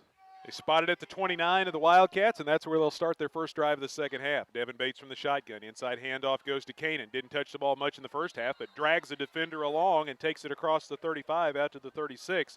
It's a gain of nearly 7 yards. They'll give him 6, as they say his knee went down, and it'll bring up second down and a long 4. Yeah, Kanan, as you said, didn't have a lot of carries in the first half, but it did a nice job out of that fullback position leading the way for some big yardage with Bowen Preddy. Don't know if Preddy... Yeah, it looks like he's back out there. Yep, they split him with Preddy and Kanan. Second down and short. Bates gives the ball to Kanan again. Little crossbuck action coming out of the backfield, and Kanan slips and slides down the left side of the line, and we got an injured Hound Dog in the secondary as Kanan takes it to the 37-yard line, picks up 2. Yeah, not sure what happened all the way out there. All the way across the field is one. You had DJ White, and then I think that's Rollman. Yeah, and Rollman was one of their leading ball carriers in the first half. And I don't know if they got tangled up out there or not. We just happened to look up. I mean, he was totally away from the play, and Rollman was on the ground. Looks like they're working on the lower extremity there, something with his leg. Well, the injury on the field has a timeout, and the timeout brought to you by Superior Metals. If you're looking for a steel building, shop, or roof that will defend against the elements, look no further than Superior Metal on Highway 76 south of Cassville. We talked in the first half about how the 40-second clock may be speeding things up just a little bit, but things will speed up even more now because the 35-point rule is in effect, and it's 36-0. Unless the Hound Dogs can cut into this lead, we're going to have a running clock through most of the second half. Which is very nice in a game like this, in a lopsided game. Very nice to have that running clock. Stuff like what just happened. Injuries will start to happen. You can do away with a lot of that. Bates this time up under center is going to keep it himself. Busted up the middle. He's across the 50. He's got one man to beat, trying to get to the sidelines inside the 30, at the 20, 10, 5. Touchdown, Cassville. Devin Bates takes it to the house. I know it's week 1, Sammy, but the Wildcat fans and people in general are wondering what the Wildcats were going to do at quarterback this year after losing a player the quality of Shannon Haney. And Devin Bates has answered the bell tonight, throwing the football. Perfect percentage tonight, and now we see a long touchdown run, just a great run for Devin Bates. He's really answered the bell tonight and done a good job playing quarterback for this team. Yeah, his first carry of the night, 63 yards and a touchdown. The Wildcat touchdown brought to you by Willis Insurance on the Square in Cassville. And now the extra point attempt is no good. Once again, wide right off of the foot of the freshman, Hernan Hernandez. Willis Insurance, established in 1887. They're located right there on the Square in Cassville, also in the Bridgeway Plaza in Shell Knob. you can call 847-3300. Willis Insurance, your trusted choice insurance agent. So a touchdown, missed extra point, and it's 42-0 Cassville. 10:20 left to go here in the third quarter. Tonight's third quarter brought to you by J&M Pallet Company. They repair used pallets, build and design new and custom pallets. During this game and the games to come, Jeff reminds team members that through God all things are possible. Phone J&M Pallet Company at 847-6732. 3 plays, 71 yards, a 63-yard run from Devin Bates. They've mixed it up well tonight. 3 rushing touchdowns, 2 passing touchdowns. Special teams. And a special teams recovery of a fumble for a touchdown. Wildcats have scored from 10 yards, 18 yards, 30 yards, 63 yards, and now 91 yards in the first half. So they're scoring from all over the field. Bates with the touchdown. Now the kickoff from Preddy. Hauled in by Brendan Hall back at his own 5-yard line. He's going to bring it out from deep in his own territory. Takes on contact at the 15 and dives out to the 20.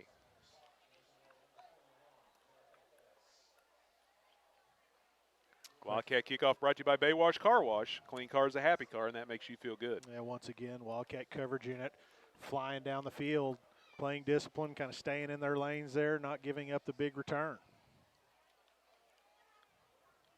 Jay Lee brings the play in from the sidelines. Relays it to his teammates. They break huddle, head up to the line of scrimmage. Still got plenty of time on the play clock, 20 seconds and counting. Receivers right and left. Man comes in motion at Sims. Inside handoff goes to him, trying to get to the corner. Turns it upfield, across the 25, still on his feet. Finally tripped up just shy of the 30. Brody Sims with a nice run. Had a few of those in the first half. Big notice of Sims, though, in the first half was on those catches he made in traffic. Right. Well, you can see some flashes out of this Hound Dog football team. I know the score's lopsided tonight, but you can see some flashes, and they've got some nice players offensively. They've got some size up front. Talented quarterback. The running backs are quick, run hard. The numbers are going to hurt them this year. Single man in the backfield. Man comes in motion. Handoff goes right up the middle. Somebody grabs a hold of a handful of jersey of Ian Jackson and slows him down, but he's able to fight and pull and push his way out across the 35 to the 36. Good second effort there by Jackson as he's able to pick up 7 yards and a first down. And I believe that was Barbie that got a hand in there, got a hold of that jersey and slowed ball carrier down. 8:34 left to go in the third quarter. Cassville leading 42-0. Hound Dog football inside their own 40-yard line. 1st and 10 Dogs. Receivers split right and left once again. They've stayed with this formation throughout most of the night. Double flankers. They bring one or the other in motion. And Lee this time wants to throw the football, and he slips trying to get away from the defender. Now scrambling, trying to get up the sideline and nowhere to go. Black and gold all over the Hound Dog quarterback.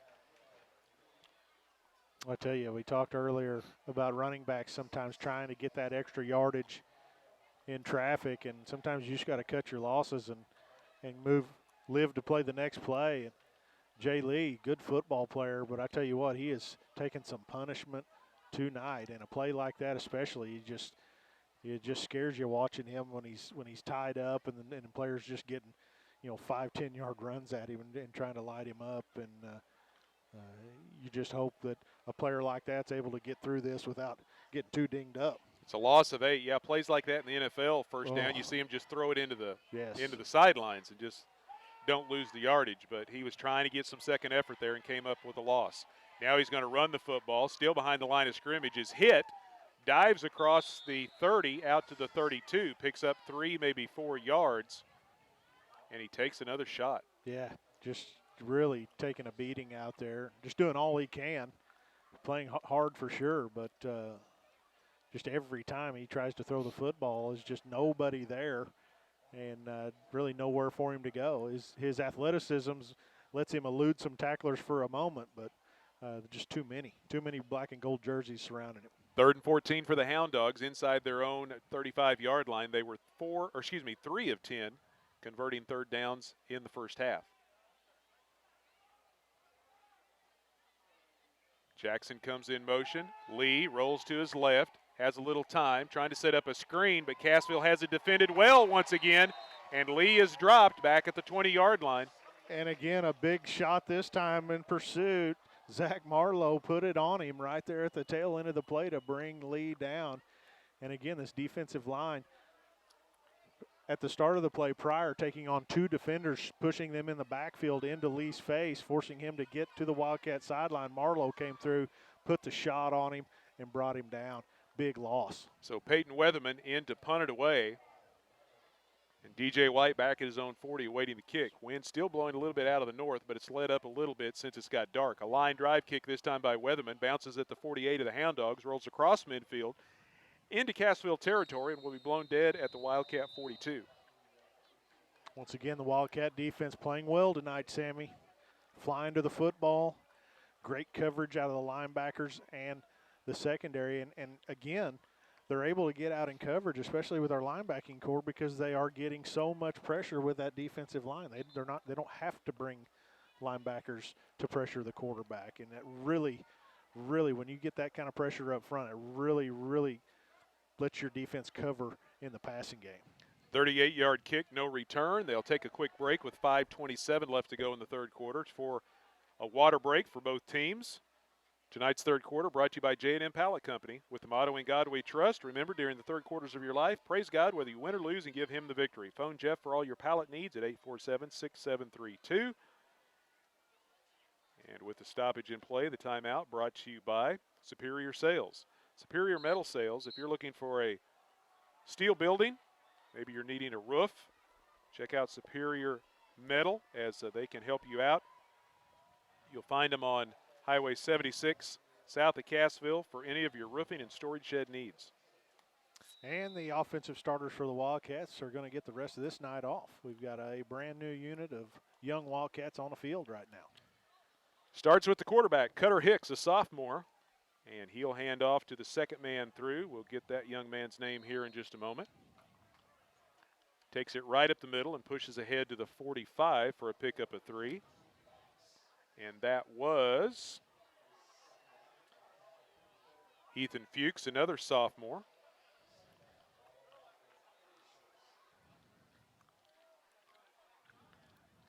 He is able to pick up 3 yards.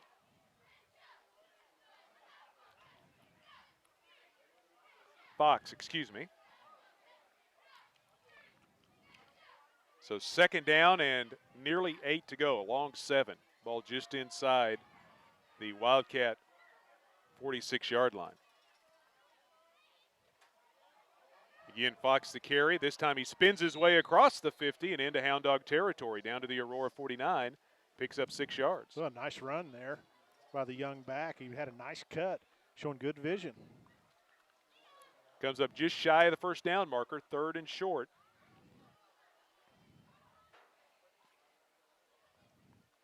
Cassville only had 1 third down try in the first half, and they converted that. This will be their first one here in the second half. 4 minutes left to go, third quarter. Wildcats with a 42-0 lead, facing 3rd and a long 1 from the Hound Dog 49-yard line.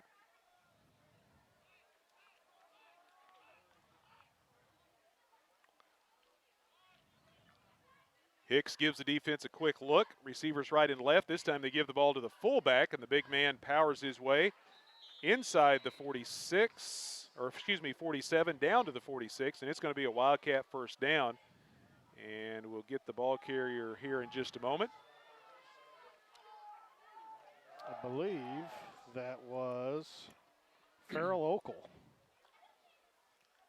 36, 5'10", 190-pound sophomore. He was able to pick up 3 hard-earned yards, pick up the first down. The Wildcat first down brought to you by Sears Hometown Store. They offer personalized shopping experience tailored to your community, and they have the support of the Sears name, and they're located 99 Highway 37 South in Cassville. 1st and 10 Wildcats. Again with the carry. This time it's Okel from the tailback position as they put the big guy back there dotting the I, and he scampers his way down to the 45. Just inside the 45, picks up a yard, and it'll bring up second down and long. Yeah, what you want to see out of these young players, you want to see them take care of the football, number one, and number two, execute the offense. It's going to be very basic right here in a lopsided game with the clock running. Just block up front and take care of the football. 2.5 left to go, third quarter. Cassville leading 42-0. The Wildcats taking plenty of time.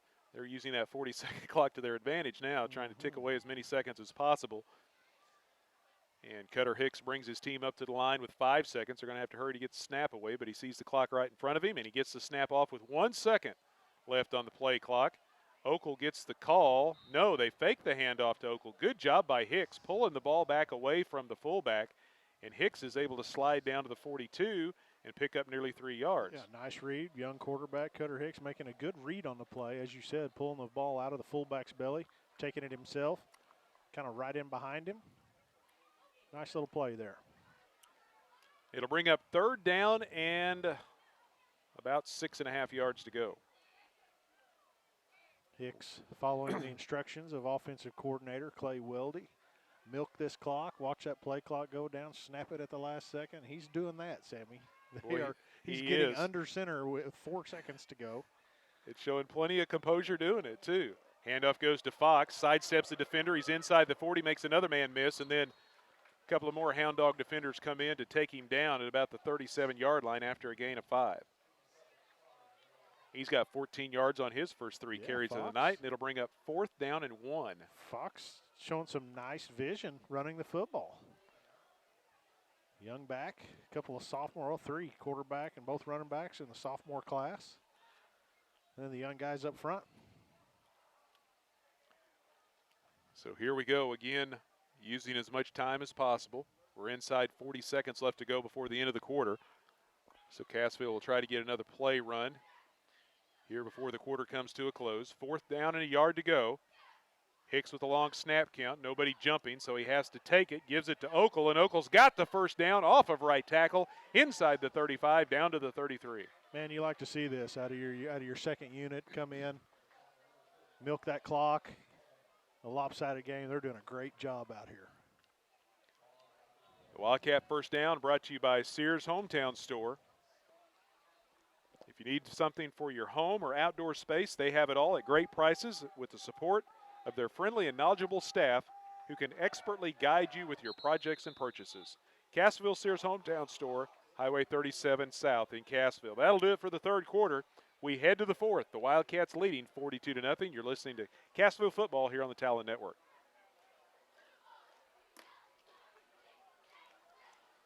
Catholics tied it.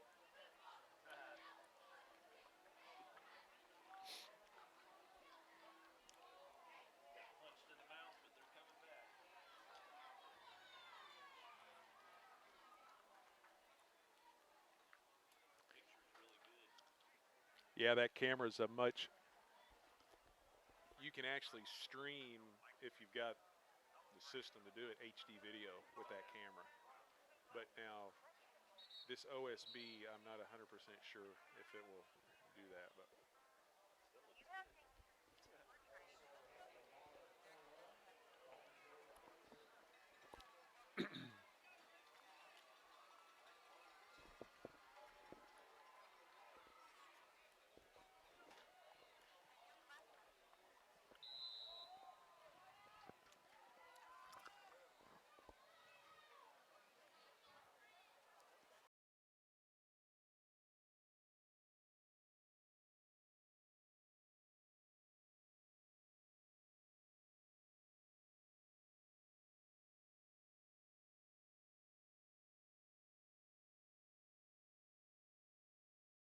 it's on the clock, 42-0. Cassville with the lead as we start the fourth quarter. Wildcats running the football on 1st and 10 from the Hound Dog 33-yard line. And once again, the call goes to Farrell Okel, the sophomore. He plows his way down to the 30, picks up 3 yards. He now has 11 yards on 4 carries. Tonight's fourth quarter brought to you by the Barbecue Station. The best in Texas-style barbecue served every day. 900 Main on the north side of the Cassville Square. They're family affordable, and they've got chicken, ribs, beef, pork, sides, and desserts. They're open Tuesday through Saturday, 11 to 8, the Barbecue Station in Cassville. Had some of their brisket and pulled pork just here about a week ago, and that was some good stuff. Pretty good, isn't it, Sammy? It is. Brisket's so tender. 2nd down and 8. Wildcats with the football, second unit in for Cassville. Right up the middle they go once again.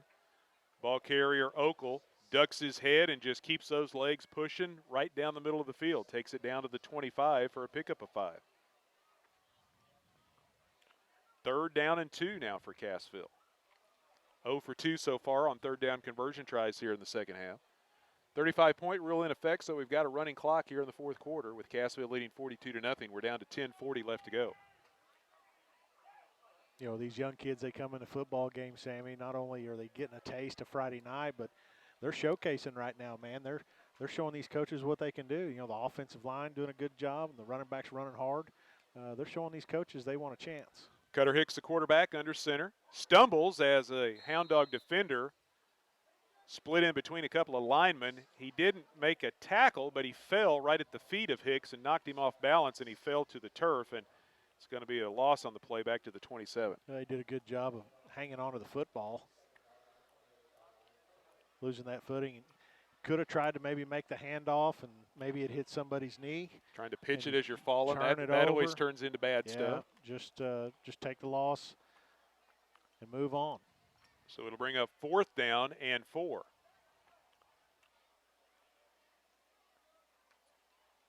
Cassville going to go for it here with the large lead and time quickly expiring. Little crossbuck action. They give it to Okel. Okel bouncing off of defenders. It's close, man. Takes his way down to the 22, and yeah, this is going to be close. We're going to see where they spot this football. And they're moving the chains. 1st down, Wildcats. Okel taking the football, running hard.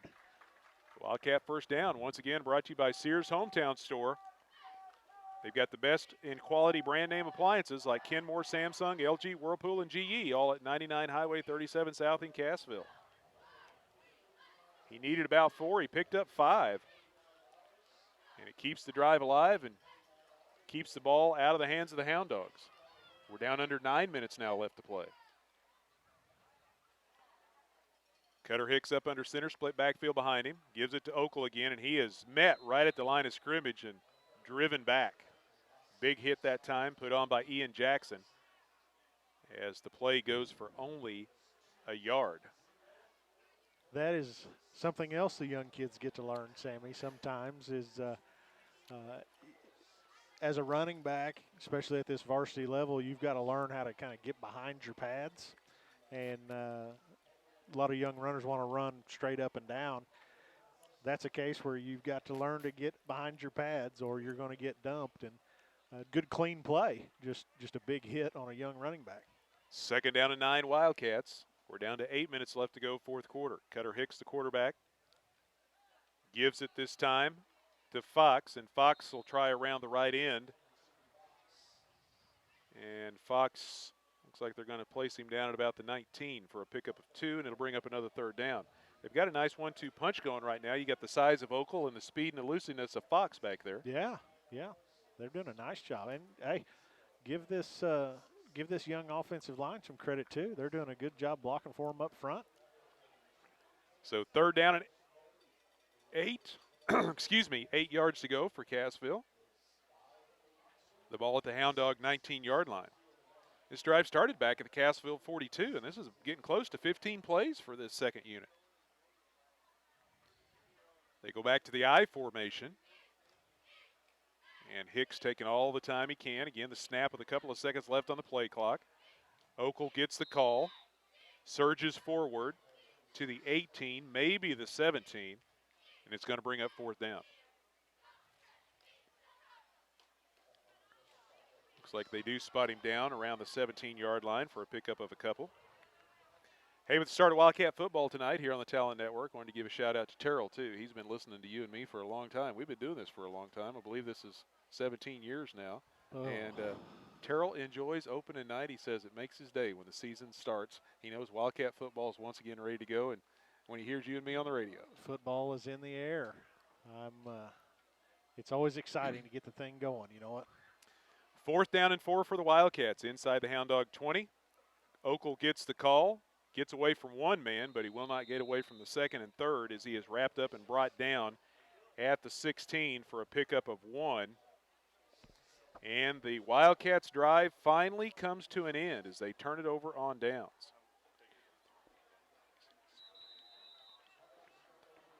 15 plays. Took it all the way down to the Hound Dog 16, and that's where Aurora will take over. Let's see how many. Well, they started back at their own 42-yard line. So a nice, lengthy, time-consuming drive there by the second unit. And the Hound Dogs are going to take back over. There is a stoppage. This will be our final water break of the night with Cassville leading 42-0. Again, the timeout on the field brought to you by Superior Metal Sales.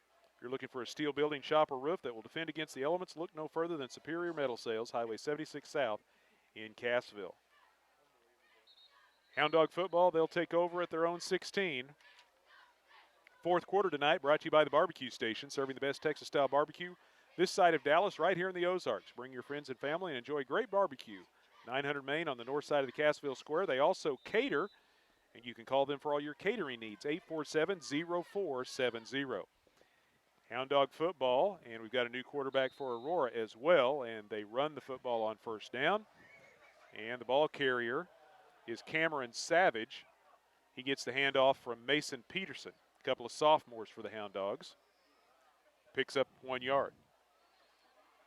Going through the rosters before the game, Sammy, the Hound Dogs do have a big sophomore class. They don't have a lot of numbers, junior, 11th, and 12th graders, but their sophomore class is big. And, yeah, I think it was 10 juniors and seniors, but there's like 12 or 15 sophomores. Yeah, nice sophomore class, and that's what they're going to build on. They're going to get a lot of experience this year. 2/3 of their team is freshmen and sophomores. The pitch goes to Sims, the motion man, and Sims trying to get to the edge, turns it back up at the hash mark and is brought down at the 22-yard line after a pickup of 5.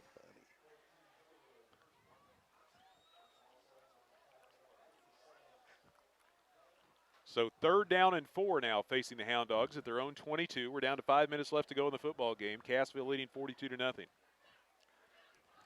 Hound Dogs 3 of 10 for 3rd down conversions in the first half, 0 for 1 here in the second half. Play coming in quickly.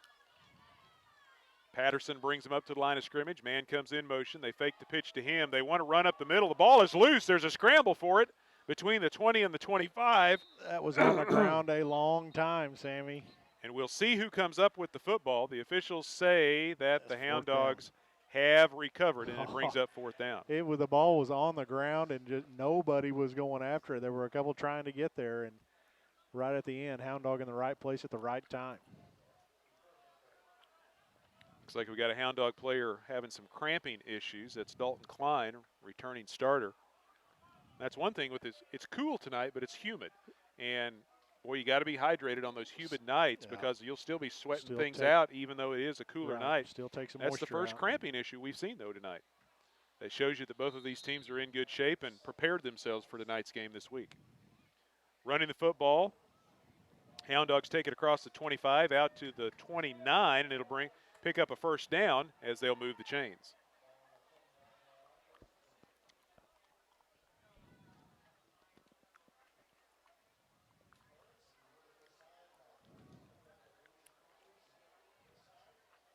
We're down to 3.5 left to go here in the football game. Cassville with a 42-0 lead. Hound Dogs overload to the left side this time. Gets the 4-man front of the Wildcats. Man goes in motion. They bring it back against the grain. Brody Sims gets the handoff. Somebody grabs a leg at the 30 and hangs on, and Sims has nowhere to go after picking up only a yard. I'm impressed with this second group, mostly second group of defense for the Wildcats as they're coming in and not being fazed by the counter action in the backfield. They're well coached during the week. Probably a lot of them having to run this Aurora offense during the week, so they know what's going on up front. So they're doing a good job. 2nd down and 9 for the Hound Dogs. Tonight's fourth quarter brought to you by Barbecue Station, where one bite will put them at the top of your list of favorite places to eat. They also cater. For your catering needs, call 847-0470. Looking to throw the football. Patterson throws it over the head of the intended receiver, Cole Rollman, as it goes out of play. Patterson not able to really set his feet and step into that throw, threw off that back foot, and the ball sailed on him. Again, defensive line pressure from the Wildcats right in his face, and when a quarterback is not comfortable back there, that is really going to affect his accuracy. They've got to be able to set their feet, step into that throw. It'll bring up 3rd down and 9 now for the Hound Dogs. We're closing in on 2 minutes left to go here in the fourth quarter. Had a running clock the entire second half. The ball is pitched into the hands of Cole Rollman. Rollman starts to go outside, cuts back up inside, just short of the hash mark, and slips his way across the 35, out maybe to the 36. Looks like they do give him the 36 for a gain of 6, and it'll bring up 4th and 4. Rollman 14 yards now on 6 carries on the night. Wildcat coaching staff have to be pleased with what they've seen out of this bunch tonight, both offensively and defensively, Sammy.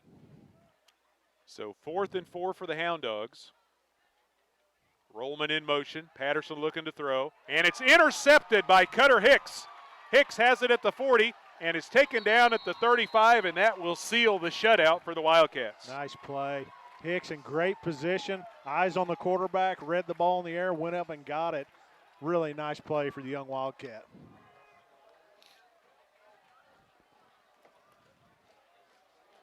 Wildcats will take over at the Hound Dog 35-yard line.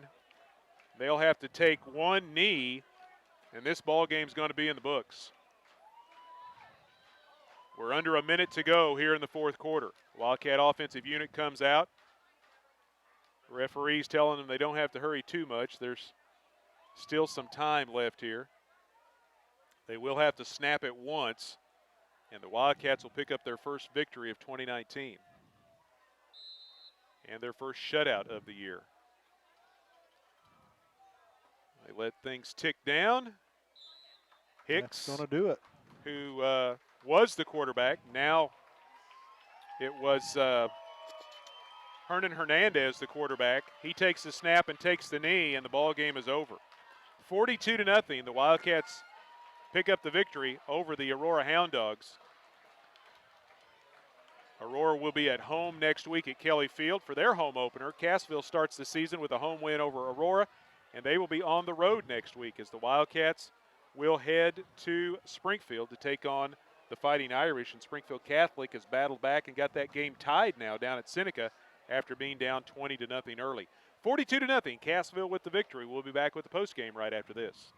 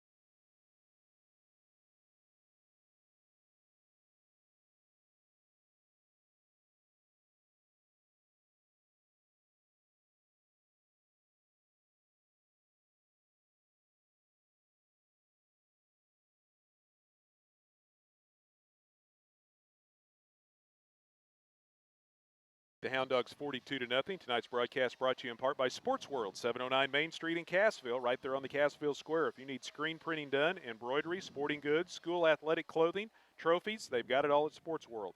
Phone 847-5366. That's 847-5366. 42-0, our final score. It was 36-0 at halftime. The only scoring in the second half.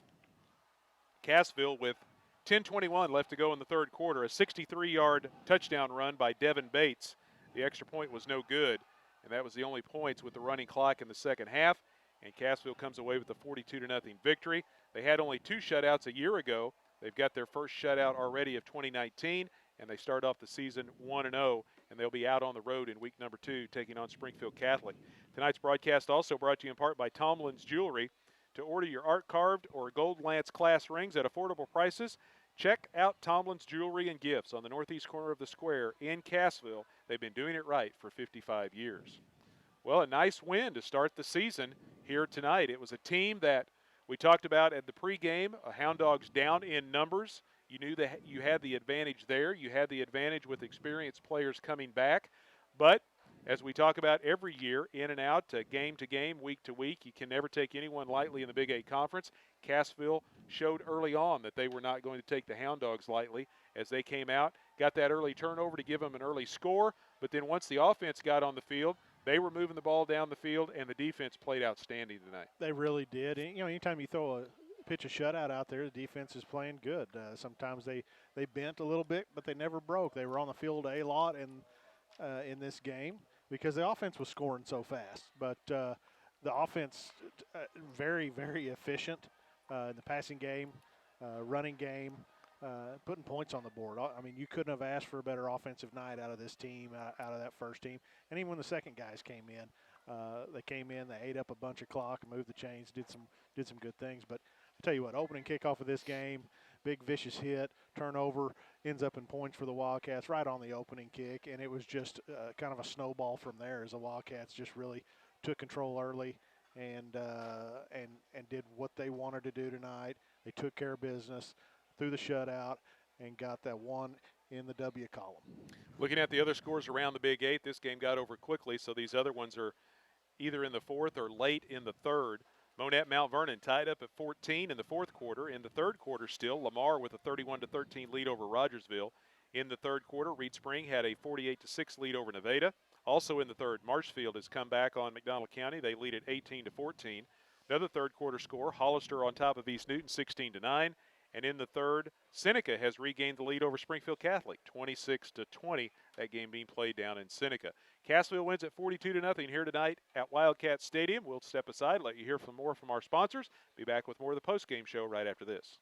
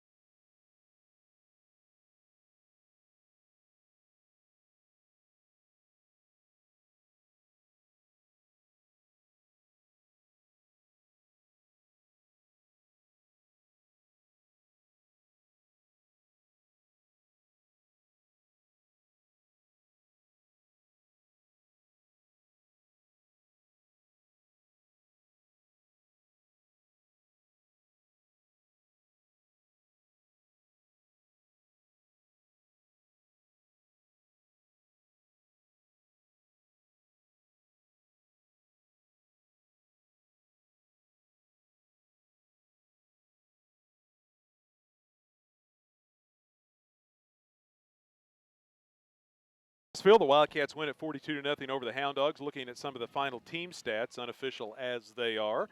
Hound Dogs finished with 38 rushes for 96 yards. They completed 6 of 12 passes for 53 yards for a total of 149 yards of offense. Hound Dogs picked up 10 first downs, had 2 turnovers, 1 fumbled kickoff, and then 1 interception. They were penalized twice for 20 yards and punted 5 times for a 30-yard average. Cassville, 27 carries for 255 yards on the ground, 4 of 4 through the air for 91 yards, all of that in the first half. The Wildcats finished with 346 yards of total offense, 11 first downs, no turnovers. They were penalized twice for 10 yards and did not punt the football this evening. We will get a visit with Coach Parnell here in the postgame tonight as well. We'll take another break, though, and let you hear from some of our sponsors. Be back with some of the individual numbers from tonight's football game. You're listening to Big 8 Football here on the Talon Network.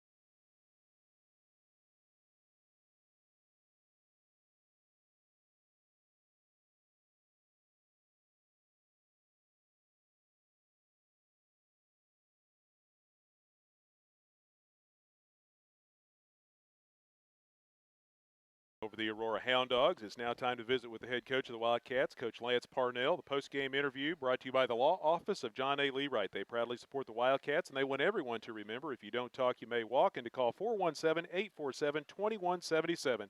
That's 847-2177.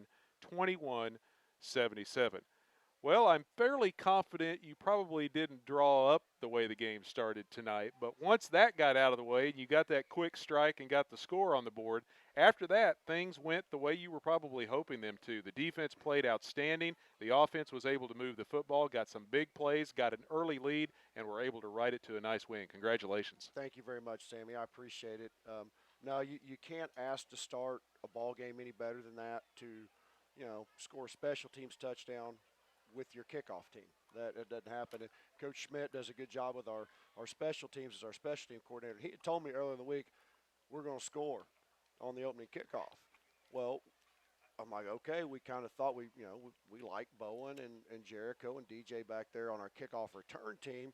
He radioed down and said, I told you we'd score on the opening kickoff. And okay, yeah, I never anticipated. But it was great coverage. Kid makes a good hit, ball pops out. I think it bounced off a kid up in the air and hits Brett Cooper right in the hands. And what a great way to start 2019 season. Yeah, when you get that strike and you're not even 10 seconds into the football game, you're already on the scoreboard. They already had the confidence coming in, and then that just lifts it up 10 times. It did. And the biggest boost there is, and I've said it all off season and everybody I've talked to, we're inexperienced. We had a lot of first-time Friday night starters tonight, and for a play like that to start the game, now some of those butterflies that are jumping around on those guys' sidelines, and we talked about them in the locker room before the ball game. I said, guys, those are natural. You should have those. There's nothing wrong with that. But, man, all of a sudden those butterflies are a little different when you see that happen. And then you go, hey, all right. And I just felt like our kids just relaxed from that point forward and went out and did what we asked them to do. And it has the complete opposite effect on your opponent because they have a lot of young players as well.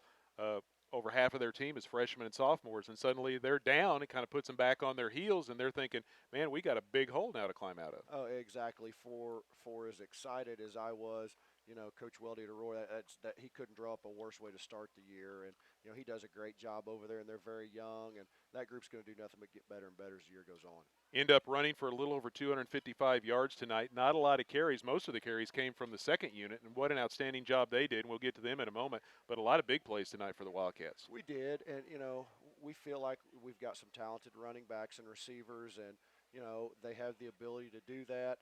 But all of that starts up front with our offensive line. Bowen Preddy's a very talented back returning for us, and Zach Kanan had a good year for us last year. Jericho Ferris has got really good speed. And you talk about, DJ White and Devin stepping in at quarterback, but I thought our offensive line did a really nice job up front. Coach Elliott does a good job with those guys, and going across, you got Hunter Chastain, first game he started at tackle. Jaden Rybert is a returning starter for us. Troy Higgins is a returning starter. Then you got Nate Boley and Zach Carney. Tonight was their first start, and we had two penalties total, I believe. And only one of those was a false start on our offensive lineman. I thought we did a good job creating holes and creases to be able to rush for those 200-plus yards, and I was really, really pleased with the way we played up front tonight. And Zach Kanan, another guy leading the way for Preddy and Bates. He did a great job lead blocking tonight. Oh, he did. Zach's such an unselfish kid, and he knows that his time will come certain times throughout the year, but he's a physical kid that does not mind sticking his nose in there and creating holes for his teammates. You mentioned your quarterback. We'll talk about him. What an opening night for him. Of course, he is a senior. It's not like he's a youngster, and he's had a quarterback experience at the other levels, but he takes over the lead role now, bringing things up to the line of scrimmage and taking the snap from center. He's a perfect throwing the football tonight for a couple of touchdowns, has a big, long touchdown run, and did a great job running your offense. I don't know if I could be more happy for a young man than I am Devin Bates. And I said this to him in the field house before we came out, that he's been patient. He's just bought his time. He's done everything I've ever asked him to do. He was a starter for us defensively last year and a really good player at corner, and he's always wanted this moment. And he got it tonight, and he seized it, and I thought he played very, very well. I mean, kid that's just worked his tail end off, and, struggled last week in the Jamboree throwing the ball, and there will never be anybody harder on Devin Bates than Devin Bates is himself. And, he worked really hard this week, and I thought he played a phenomenal football game for us. Something else you were able to do tonight was spread the ball around. The starting offense didn't have a lot of touches because you were scoring so quickly, but a lot of different guys touched the football. We've already talked about Bates and Kanan and Preddy, but DJ White had some rushes. He also had a couple of nice catches for touchdowns.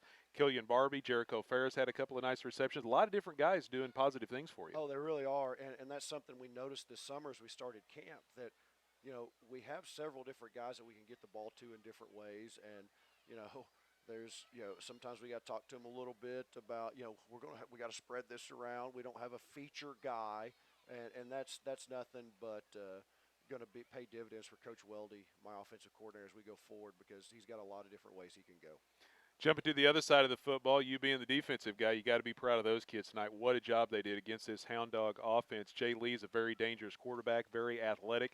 They have several guys that can run the football, and they can keep fresh legs in there. But they had only one extended drive, 17 plays, drove it pretty much the length of the field, but you kept them off the scoreboard, and that's a testament to what the defense – they were out there a lot for a couple of series, but they were able to keep the Hound Dogs out of the end zone. They did, and, there's – Aurora did some things to us, offensively with some formation and stuff that, we had to adjust a little bit to, and they extended some drives in those. But I thought our kids did a really good job of that bend but don't break. We gave up some plays, but when we got her back down here against the wall a couple times, they got the ball inside the 30.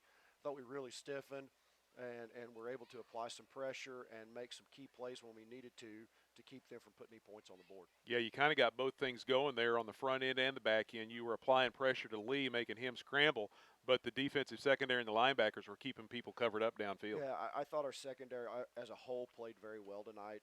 We knew we were going to see several different route combinations and such, and I thought they did a good job staying disciplined in their coverage. Couple minor breakdowns on some third down conversions, and that was more just some alignment things that we've got to clean up. It's week one. We talked to our kids before the game. We knew mistakes were going to happen tonight. It's week one, but make a mistake full speed, and I felt like our kids did that tonight. Jumping back to the offensive side with the score the way it was, you got your second unit in there for quite a bit of time in the second half, and boy, they were doing a nice job. A 15-play drive that drove it over 45 yards and took a lot of time off the clock. It did.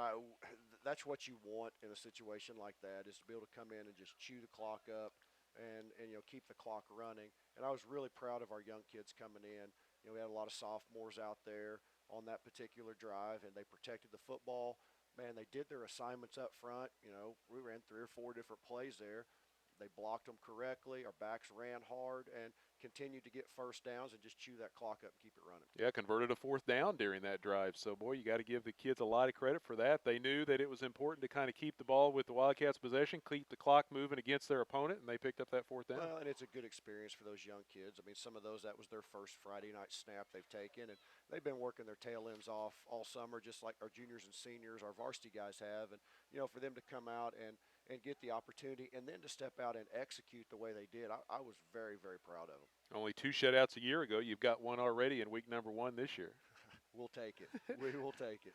Well, now you're on the road, week number 2, going to take on a very tough Springfield Catholic Fighting Irish bunch. They got down early on the road tonight at Seneca. They battled back, and they've got a tooth and nail scratcher going on down there in Seneca tonight. But they're going to be a very good football team, and you got to go to their place. They're very well coached. Coach Hancock does a great job, and that will be a battle. Be our first road test of the year, traveling to Springfield.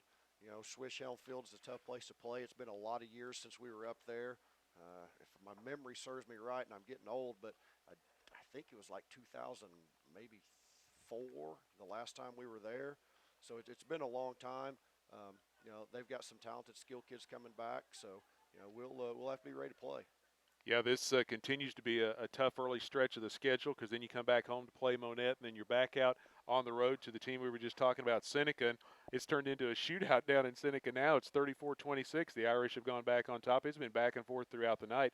But the Irish, as you said, it's been a long time since the Wildcats have got to play up there, and they always defend the home field very well. Yes, they do. I mean, we got to go on a rather lengthy road trip to Springfield, and they're going to be a disciplined triple option football team that will play good, sound defense. So we're going to have a good week of prep and be ready to go next Friday. Well, hopefully this weather continues, because you couldn't have asked for better weather for opening night. I mean, here we are in the last week of August, and you've actually got 2 layers on. I've got pants on. I'm usually in shorts. You see people out here with jackets, and it's the first week of the season at the end of August. I know it. I walked out of the house this afternoon to come to the field house before the game, and I just had, my short sleeves and shorts. I walked in, I'm like, I went back in, grabbed my pullover, grabbed a pair of pants, thought I might wear pants. I didn't end up wearing, but yeah, I was short sleeves the first half and got ready to walk out the second. I'm like, I think I'm gonna put my pullover on. It may get a little chilly over here on the sideline. So Well, one thing, and I know there's been a lot of talk about it going into the season about the new 40-second rule.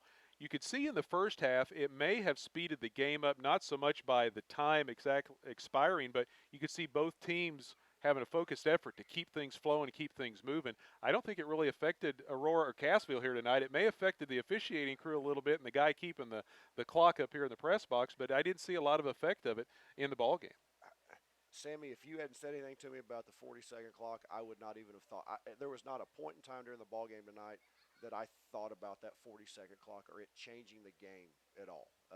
And I thought our officiating crew did a great job, with it tonight because that's a big change for them. And it was a seamless transition. I thought they did an excellent job. But I didn't see any major changes.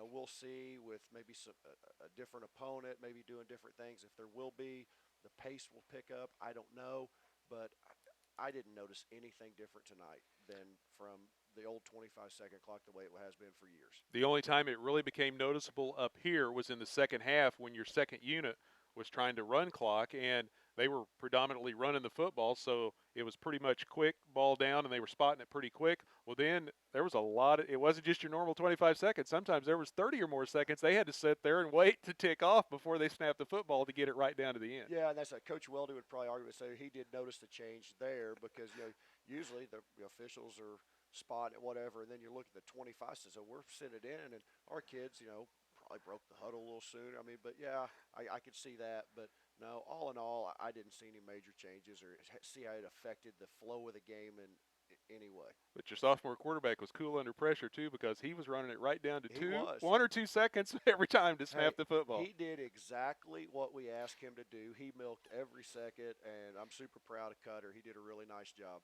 And then had a pick on our last defensive series, so that's a pretty good night for a young sophomore. It exactly was. Well, Coach, we appreciate your time as always here in the postgame. Congratulations on the victory. We'll catch up with you again next week as you get ready for the Irish. Hey, thanks a lot, Sammy. I appreciate it. Susie, girls, I love you. I'll be home in a little bit. Head coach Lance Parnell joining us here in the postgame show. It's brought to you by the law office of John A. Leewright. They proudly support the Wildcats, and their professional personnel believe in your rights to a fair hearing, representing you with the utmost expertise, integrity, and excellence. Call the law office of John A. Leewright, 847-2177. We'll take another break. Be back to wrap things up here from Wildcat Stadium.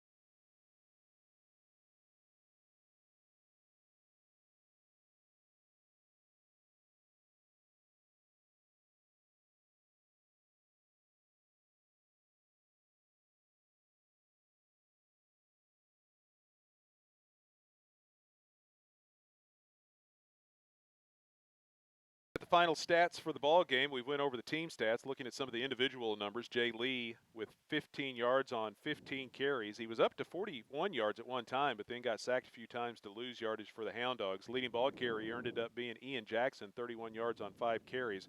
And then Brody Sims had 24 yards on the night on 7 carries. Sims also had 3 catches on the night for 44 yards. For the Wildcats, Devin Bates, 1 carry for 63 yards and a touchdown. Bowen Preddy had 7 carries for 128 yards and 2 touchdowns. DJ White carried 1 time for 11 yards. Zach Kanan had 3 carries for 11 yards. And then the JV unit came in, and they did a really nice job moving the football as Ethan Fox had 16 yards on 4 carries. It was Farrell Okel with 25 yards on, looks like 8 carries. And then Cutter Hicks, the quarterback, had a couple of carries on the night. DJ White had 2 receptions for 40 yards, both going for touchdowns. Killian Barbie had a catch for 41 yards, and Jericho Harris 1 reception for 10 yards on the night. Our post-game awards, we start off with our player of the game, and it's brought to you by Fast Trip in Cassville. 104 South Main, right there in Cassville. Great prices and friendly service is what you'll find at Fast Trip. Stop by today, locally owned by Mike and Anita Carr. And our player of the game for week number 1 is Devin Bates, the Wildcat quarterback. His first start here of the season, he goes 4 for 4 for 91 yards and 2 touchdowns through the air. He ran for a touchdown, or a 63-yard run, and did a really nice job running the offense tonight, and he's our player of the game. Well, you're talking about a senior that's had to be feeling a little bit of pressure coming in tonight, replacing Shannon Haney, and I felt like he came in and really just did exactly. He couldn't have had a better night tonight. 100% passing, couple touchdowns, touchdown on the ground, and again executing the offense. Just a great night for him, and he deserves the award tonight. Our hard hit of the game is brought to you by B&K Auto Body, where fixing hard hits is their specialty. They use a Blackhawk frame rack and measurement system with free computerized estimates. B&K Auto Body. They also work with all major insurances. Call 847-3990. And our hard hit of the game tonight goes to Zach Marlowe in the second half. He put a big hit on the Hound Dog quarterback right down here inside the 25-yard line. Big number 71 gets our hard hit of the night. Yeah, a couple different options out there tonight. His stuck out to us. He might not have won it if we could have got a number on the opening hit of the night. Yeah, there was 3 black shirts there, and no one seems to know exactly we could who not figure that put out. the hit on the football. But I don't want to take anything away from Zach. Had a couple hits out there tonight, and that one kind of stuck out to us, and he deserves the award. Again, the Wildcat hard hit of the night brought to you by B&K Auto Body. They offer you car rental, 24-hour towing, and certified technicians when your vehicle has been smashed by a hard hit. They also offer free computerized estimates. Call B&K Auto Body at 847-3990. Well, a win in week number 1. It's off to week number 2 on the road at Springfield Catholic, taking on the Irish. Then back home in week 3 against Monette. Seneca on the road in week 4, and then they close out the first half at home against East Newton. But the Irish are up next, and they're in quite the battle down in Seneca, 34-26 now in the fourth quarter. We're going to step aside one more time and see if we can get some finals since this game got over early. We've got one final in the Big 8. We're going to see if we can get a couple of more, but if we can't, we'll go ahead and wrap things up. So a quick break, and then back here at Wildcat Stadium.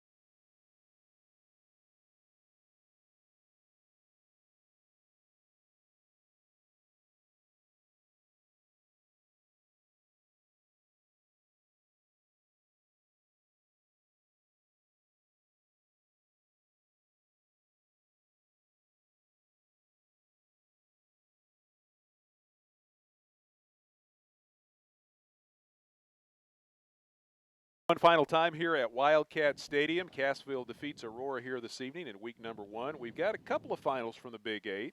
Reed Spring has beaten Nevada 61-6. Lamar defeats Rogersville 38-19. Several of the other games still going on, all in the fourth quarter since this game got over a little bit sooner.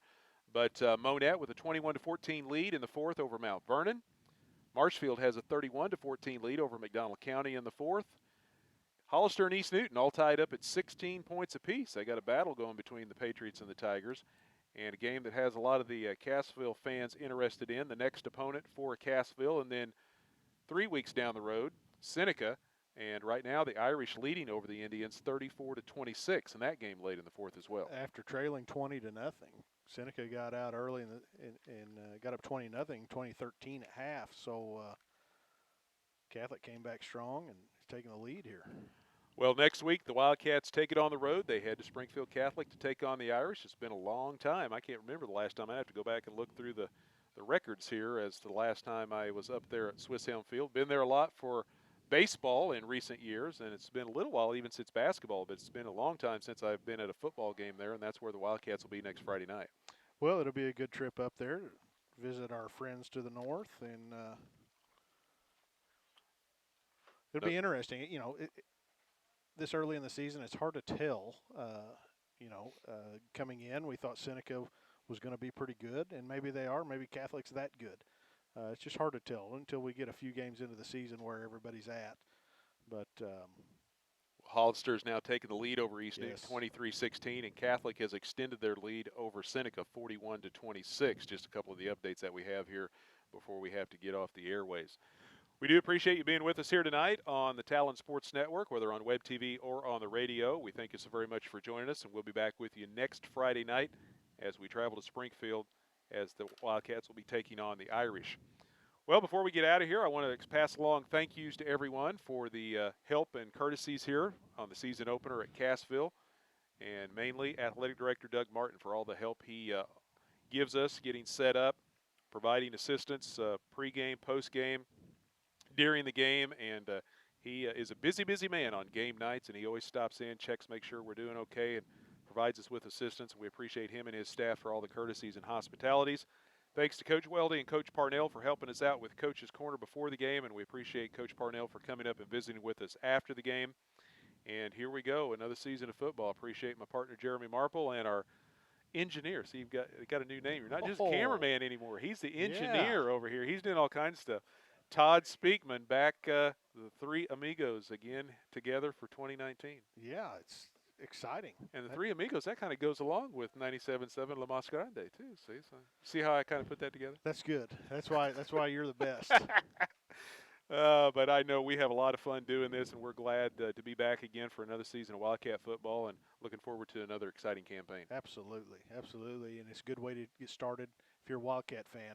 42-0 shutout. We'll say Mount Vernon scored on the road. They may have gone for two right there. They did not, however, get it, and they still trail 21-20. I'm not sure how much time's left in that one. That game just to our north up at Burl Fowler Stadium in Monette. The Cubs hanging on to a 21-20 lead there over the Mountaineers. Also like to thank all of our sponsors. You hear a lot of the familiar names when the sponsor list is read, a lot of new names in there as well. And we appreciate each and every one of our sponsors, whether on radio or web TV. So very much for helping bring these games to you each and every week. Without the help of our sponsors, we could not do what we do and bring you Cassville Wildcat football here on the Talon Network. Stop by and thank those sponsors for their support of our broadcast and Cassville High School athletics. They're the ones that make it happen, and we thank them so very much. Well, that's going to do it tonight from Cassville. We'll be on the road next week in Springfield at Springfield Catholic. We hope you join us for that one as the Wildcats pick up a win here tonight over the Aurora Hound Dogs.